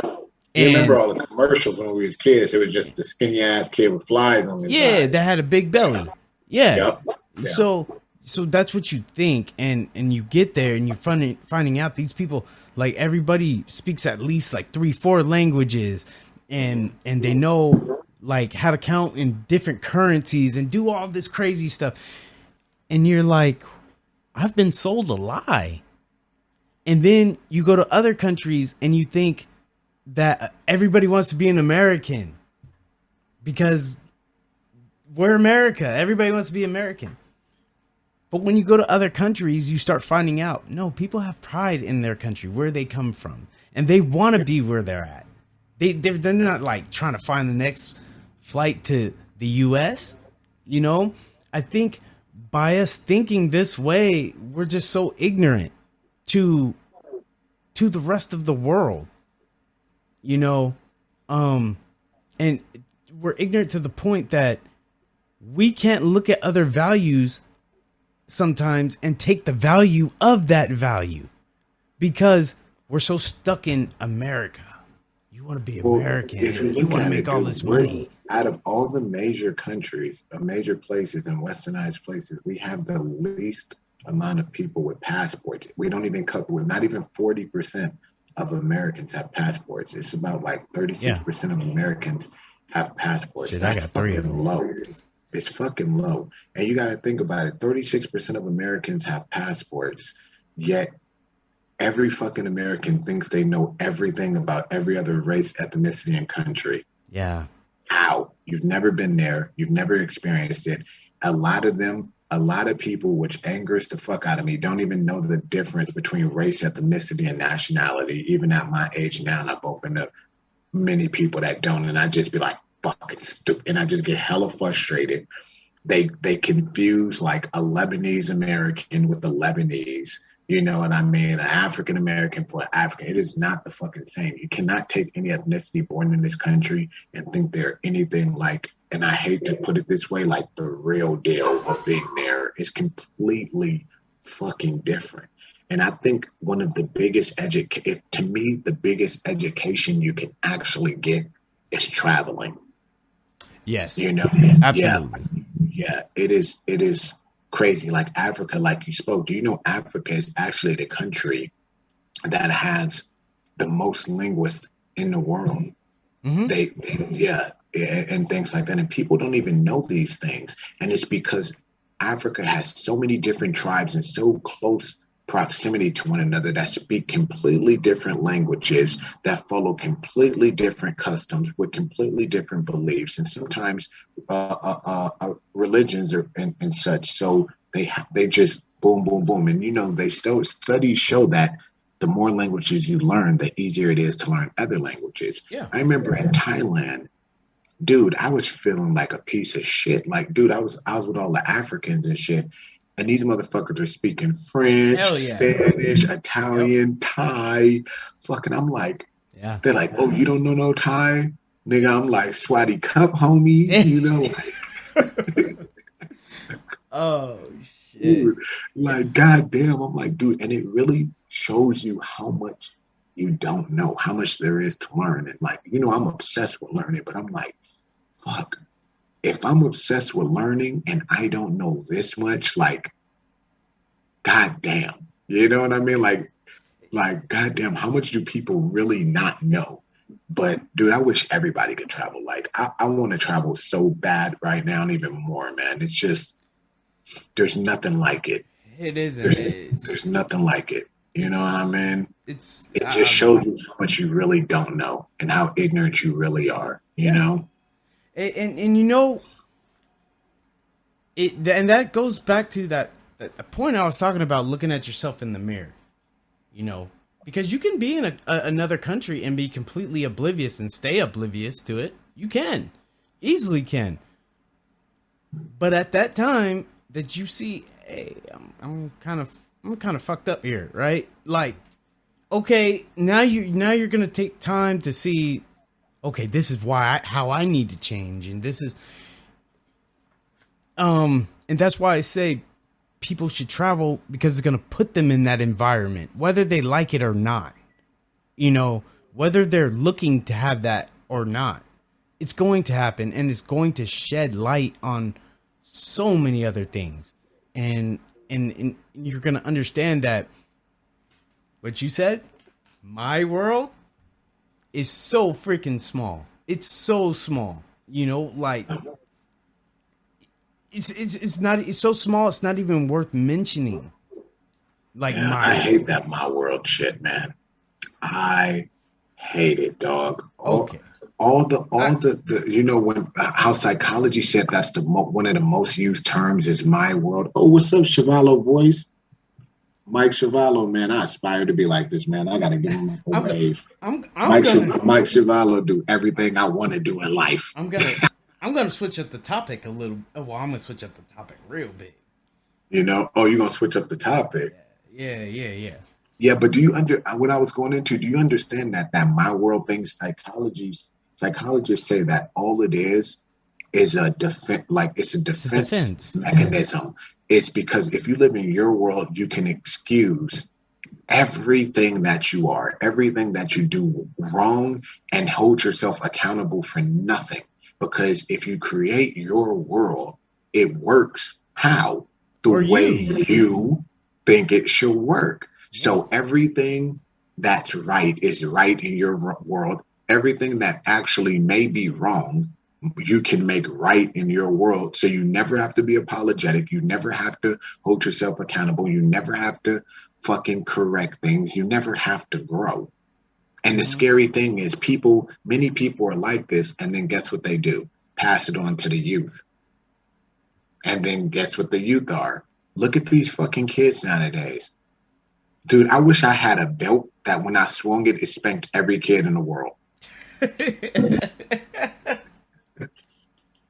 Come on, man, you in the mass punishment. Like even the kids who aren't doing shit, like they hella good kids, like they just gotta get it too, dude. Like I swing that belt, it just spank every fucking kid on earth, dude. Because these kids are fucking horrible nowadays. And not all of them, but just overall. When I be watching kids, like they can do every TikTok dance, recite every word in these dumbass rap songs and all this stuff, and the parents are advocates of it. But then you hear the kids speak, and they're like 8, sounding like my 1-year-old speaks better than him. I'm like, okay, something's fucking wrong here, dude. So, do you think the teaching method is wrong? The teaching method, I think that the from the parents, I think it's just, I don't even think saying is wrong. I feel like is the wrong verbiage even, because if I say I think the teaching method is wrong, that means I believe that the parents are teaching them, and I don't. No, I'm not even talking about that. I'm talking about like, in actual school. School? Well, you got to really think about school. There's certain things that school isn't even responsible for teaching. School is supposed to, like the way these schools have always been, they teach you math, they teach you science, they teach you history, and they do a shitty job at all these things, of course, I'm saying. But like if you think about it, even when I looked at my son's schedule for high school, it's the same fucking classes on there that I had in my high school classes. Like they aren't supposed to teach, like schools aren't responsible for teaching you morals, values, scruples, ethics, all this stuff. I think you do though. The thing is, you can learn these things, and this is just my opinion. You can learn these things from the socialization at school. But yes, I personally absolutely never had a teacher be like, let's teach values today. Like I never had that kind of shit. I think maybe in preschool and elementary to an extent. Like I think it's more of a situational basis how they do it these days. Like, okay, let's say, you say something to a kid or something and it hurts their feelings, right? And or whatever. Well, then that's when that moral thing would come in, like, hey, Dominique, that wasn't very nice to say, or whatever, This is why it wasn't nice to say, or whatever the case be. I think that's more of they do that on the situational thing, but it's so messed up because what are values? Values are personal, so now you have a yard duty giving personal values to your kids and stuff like that. Yeah. I understand that, but what I'm saying is like for kids to excel, to help more kids excel in learning, period, maybe we should look at different styles of teaching, because even when like you go to college, they ask you, what is your learning? How do you learn? What's the best way you learn? Right? I mean, kids are the same way. they learn different. Some learn with hands-on. Some learn by breaking shit. Some learn by doing everything right the first time, trying to do it right the first time. Some learn by screwing everything up the first time, or they need an activity to do it, you know, to engage them. I think there's more learning methods than the usual mass learning method that we have. And I get it. It's a socialized program for the most part. Yeah, it's very hard to accommodate everyone. Yeah, I get it. I do. But our country's just so what's going to make the most money. And obviously giving back education to people doesn't make you the most money. And that's a whole nother problem. But I wanted to switch this up and ask you, even though we're this far into the year 21, what fight do you still want to see? Fight? Yeah. Which sport? Now you take whatever one you want. Damn. Dude, I wanted to see that Errol Spence Pacquiao fight. Yeah. Okay. And then the fight gods who utterly hate me. I want you to know, let me tell you something. The fights that I absolutely want to see the most, that I'd be like truly excited for, 100% of them don't be happening. No, hell no. I remember, because they're good fights. I remember when Fedor and Josh Barnett were supposed to fight, dude. In Affliction, I almost blew my own fucking brains out. I was so excited. And then Affliction died. Listen. Like the fights I'd be the most excited about never fucking happened, dude. Because but I want to see Pacquiao Spence. In boxing, the fight I want to see the most is Spence Crawford. Yeah. There's no fight I want to see more than that. Yeah. That I have to see that. Mm-hmm. I have to see that, dude. It just has to happen.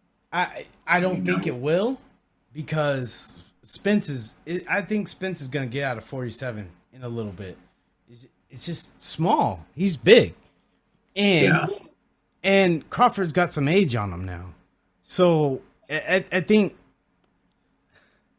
think business-wise is why it didn't happen. Because Crawford's nasty, dude. Hey, but Crawford's about to finish that contract with Aaron. Yeah. That's what's fucking it up. So then he could go to somebody to make that fight happen. And he's older than Spence, but he ain't got that wear and tear like Spence, because Spence got that car accident and now he just had that eye surgery. Yeah. So it balances out, you know? That's true. Yeah. But I think also Spence's team's going to say, look, we're kind of on top of the world right now. Why do we need to take the risk with you? What are you going to bring for us if we beat you? Yeah. And you know what? And you know that whole business crap.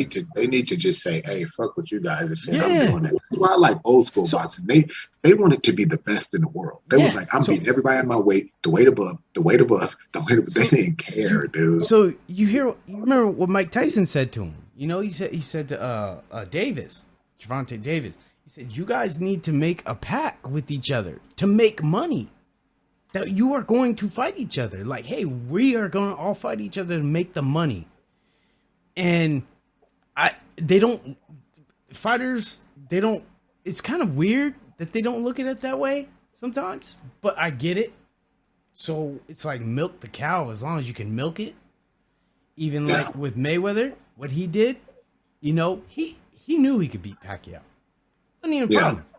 But he said, hold up, let me let this marinate. So every time I fight, they're going to watch. They hate me. They're going to watch to try to measure me up to him. Mm-hmm. And then when there's no more milk in this cow, I'm going to go fight him and beat him. And that's it. Yeah. You know, because they were revolving off of each other, you know, and them not fighting each other for so long. Everybody is fucking stupid. They like, why is he fighting Jake or Logan Paul and this and that? I was like, why the fuck not? Well, if you could get paid millions for something like that, Why the fuck? I'm like, guys, please go learn business. Yes. Why the fuck not? Exactly. Why the fuck not? You Exactly. know? Okay, so we did boxing. Okay, I got one for you. Pick one person you want to see Canelo fight. I wanted to see him fight Andre Who? Ward. He retired though. I would want to see I know. that too. That's what I'm saying. I wanted to see that. That's who I wanted to see him fight. Dude, I got Ward all day, dog. Yeah. I would have Ward all day on that. You know? Oh man, who is it? He's fighting Caleb Plant next. Yeah, I don't think Plant could beat him. I don't think Plant could beat him. I don't think he is, but it could be a good fight. It could be a good fight. I think it's going to be a cool fight, but I don't think he's going to beat him. The power discrepancy is just too much. I think I would have said a Charlo brothers, but they've been getting hit a lot, dude. Why am I watching my son while we're talking, trying to tell people how to park and got them parking wrong? Dude, like, that's what they got them parking instructions from someone that don't drive. I know, got them parking in somebody's fucking garage. Like, he probably laughing too. They were perfectly fine, and then he just told them to move up, and now they in someone's garage. But Canelo, it's the silliest shit in the world. Canelo, I wouldn't mind him. I don't know how Triple G's looking right now, but I wouldn't mind him fighting him again. Yeah, there's just no Triple G. Whatchamacallit? I don't know, that last fight, man. He was getting hurt and stuff. I ain't used to seeing him get hurt. I think he can't take that Canelo power at this point. You know? Yeah, in his age. Not the last fight. He fought a bum. The fight before that, when he fought he fought the Slavic guy, Derek Chekin or Derek. I can't even remember how to say his goddamn name.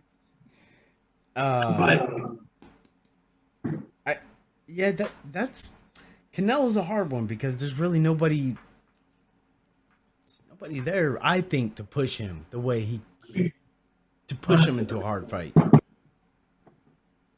Well, I gotta tell my son that he just guided them wrong when he popped up. Yeah, I don't know who, dude. After Caleb Plant, I don't even know who I would want him to fight. It's just I don't know who's left. Maybe a Charlo. That's what I said. Yeah, like you said, that's literally it.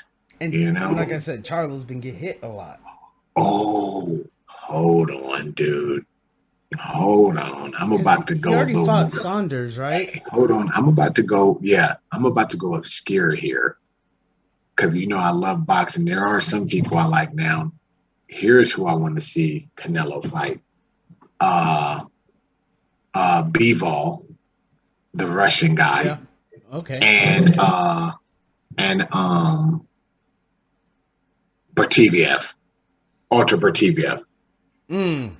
So yeah, I know. Yeah, those are two good and ones. I can't even think about who it was that I want him to fight. And it wasn't Saunders. It wasn't him. It's someone else. I just can't think of it right now. But really, the good fights. Okay, who do you want to see Tyson beat up next? They talking about doing Holyfield. Yeah, I know. Yeah, I'm down for that. Holyfield, hey, he looked like he never lost shape though. Yeah, he did. I was watching him training, dude. Yeah. Hey, that motherfucker built like an ox, dude. Who you want to see him fight next? The shit talker of all time, Shannon Briggs. I'm down for that one too. Yes. I'm down. I actually would want to see Briggs first and let Mike get in even better shape before he fights Holyfield. Yeah. Okay, we got to go MMA. Who you want to see Jon Jones fight next? I want him to go up to heavyweight. See what he do. Me too. But I'm scared if he gets hit because he gets hit. He gets hit. If he gets hit by that big ass fool, man. Dude. He ain't even skilled. He's he got like One Punch Man anime power knockout. That's it. And it's fucked up because he's beating people with way more skill than him. But if he touch you, he got like the literal touch of death. Overeem, that fool's head touched, the back of his head touched his back when he got hit with that uppercut. Dude, it looked like the Shoryuken that Ryu did on Sagat. Yeah. Or fight, or that shit looked like Fight Club.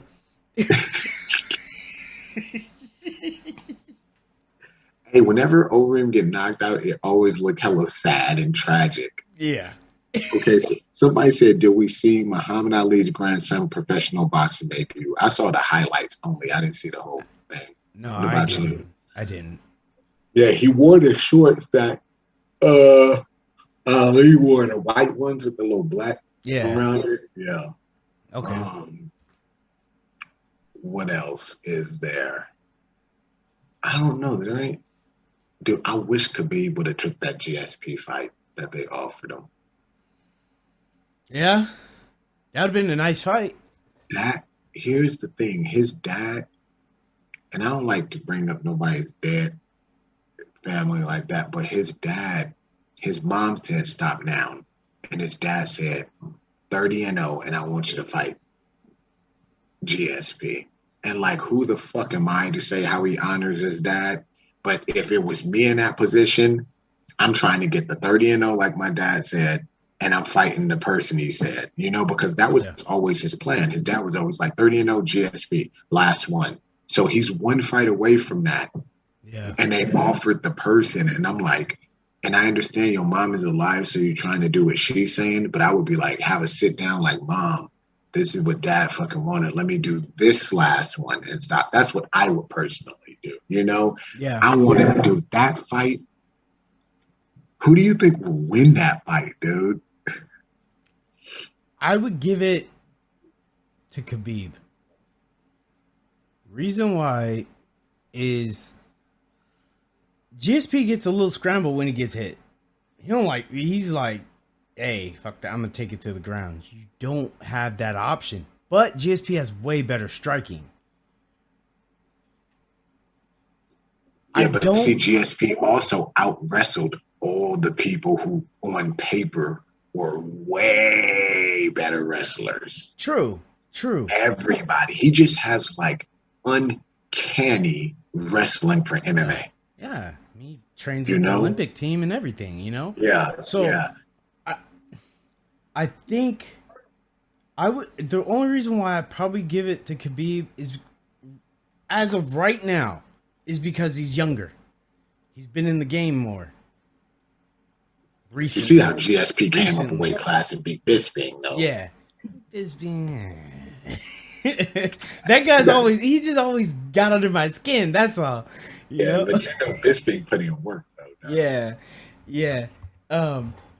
I know we AKA and all, but when he knocked out Luke Rockwood, I was like, yeah. Well, hey, I wasn't that mad about GSP beating what's his name. I wasn't mad at all, actually. Who, Koscheck? Yeah. Hey, I was like, whatever. You know what I mean?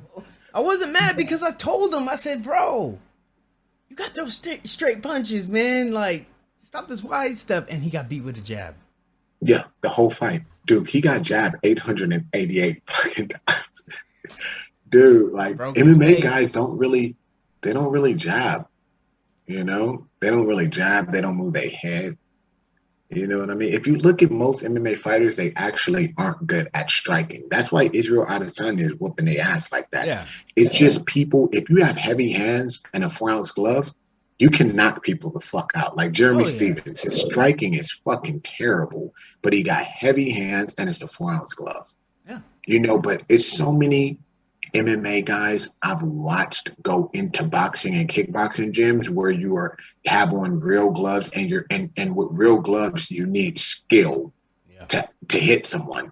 And I've just watched them get pulled to pieces, like at CSA, at Mayweather's gym, at King's Boxing. I mean, like pulled apart, like some soft barbecue ribs, dog. We had a lot of top people in there, and when I would box them, it wasn't a problem. It was like, but anything else happened in that ring, oh, my ass is trying to crawl up out of there.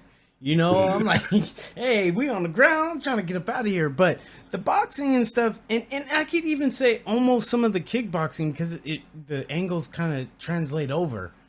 It wasn't too bad of a problem. But if they got my ass on the ground, yeah, I was in deep water. Yeah. Yelling. It's just they actually aren't. I would actually say in my experience fighting like all the sports, since I've done them all individually, when it came to MMA, I felt like the one they were the art they were actually the most skilled in was wrestling and jiu-jitsu. Yeah. I only fought two people when it comes to a striking art where they were actually really proficient. Yeah. It was Anderson Silva's top student, and then it was Fedor and the student. And they actually were like proficient. Like, dude, Fedor's guy was a master of sports in kickboxing. So this motherfucker obviously was like, and then Anderson's guy was like a multiple-time Muay Thai champ. Besides that, I just felt like I was dodging punches of people that were punching and kicking. Yeah. You know what I mean? There was no setups. There was no nothing there. Yeah. Yeah. So I think that the striking arts is what's really missing. MMA is only dangerous like that. Like when you see Khalil Roundtree beat Gokhan Saki, who's a monster in K1, and knocked him out. It was because Khalil is fast, athletic, young, heavy hands, and had that little glove on. And Gokhan went to block the way you would blocking with bigger gloves on, and the little glove went through and got him. Yeah. So that's the trouble with MMA. But those guys really just, there's no real application. That's why you see Israel Adesanya just styling on people. Yeah. Because he can do it. You know what I mean? Like, he really can. But we got to close up, dog. We over 2 hours. Hell yeah, man. Give them your Instagram, dog. All right, man. Give them your Instagram. My Instagram? Oh yeah. Man, I don't even know my tag on my Instagram. Damn, what is your tag? Ain't it like MS Slave 408? Yeah, it is. M Slave 408. Damn tag, fool. You know what I mean? Follow your boy and follow me at Fallen Angel 510. Make sure you follow my channel. Type in Fallen Angel 510 on YouTube. A&G 510 on YouTube is my music channel. You got A.N.G 510 on Instagram. That's my music page, but you can find everything in my bio on my regular page, including for this podcast. It will be up soon on YouTube. Get at us. That's episode 1. We're going to see y'all soon. You want to say anything on closing, Maurice? You guys know how I do. Till next time, I'm out. Peace. We done, dog.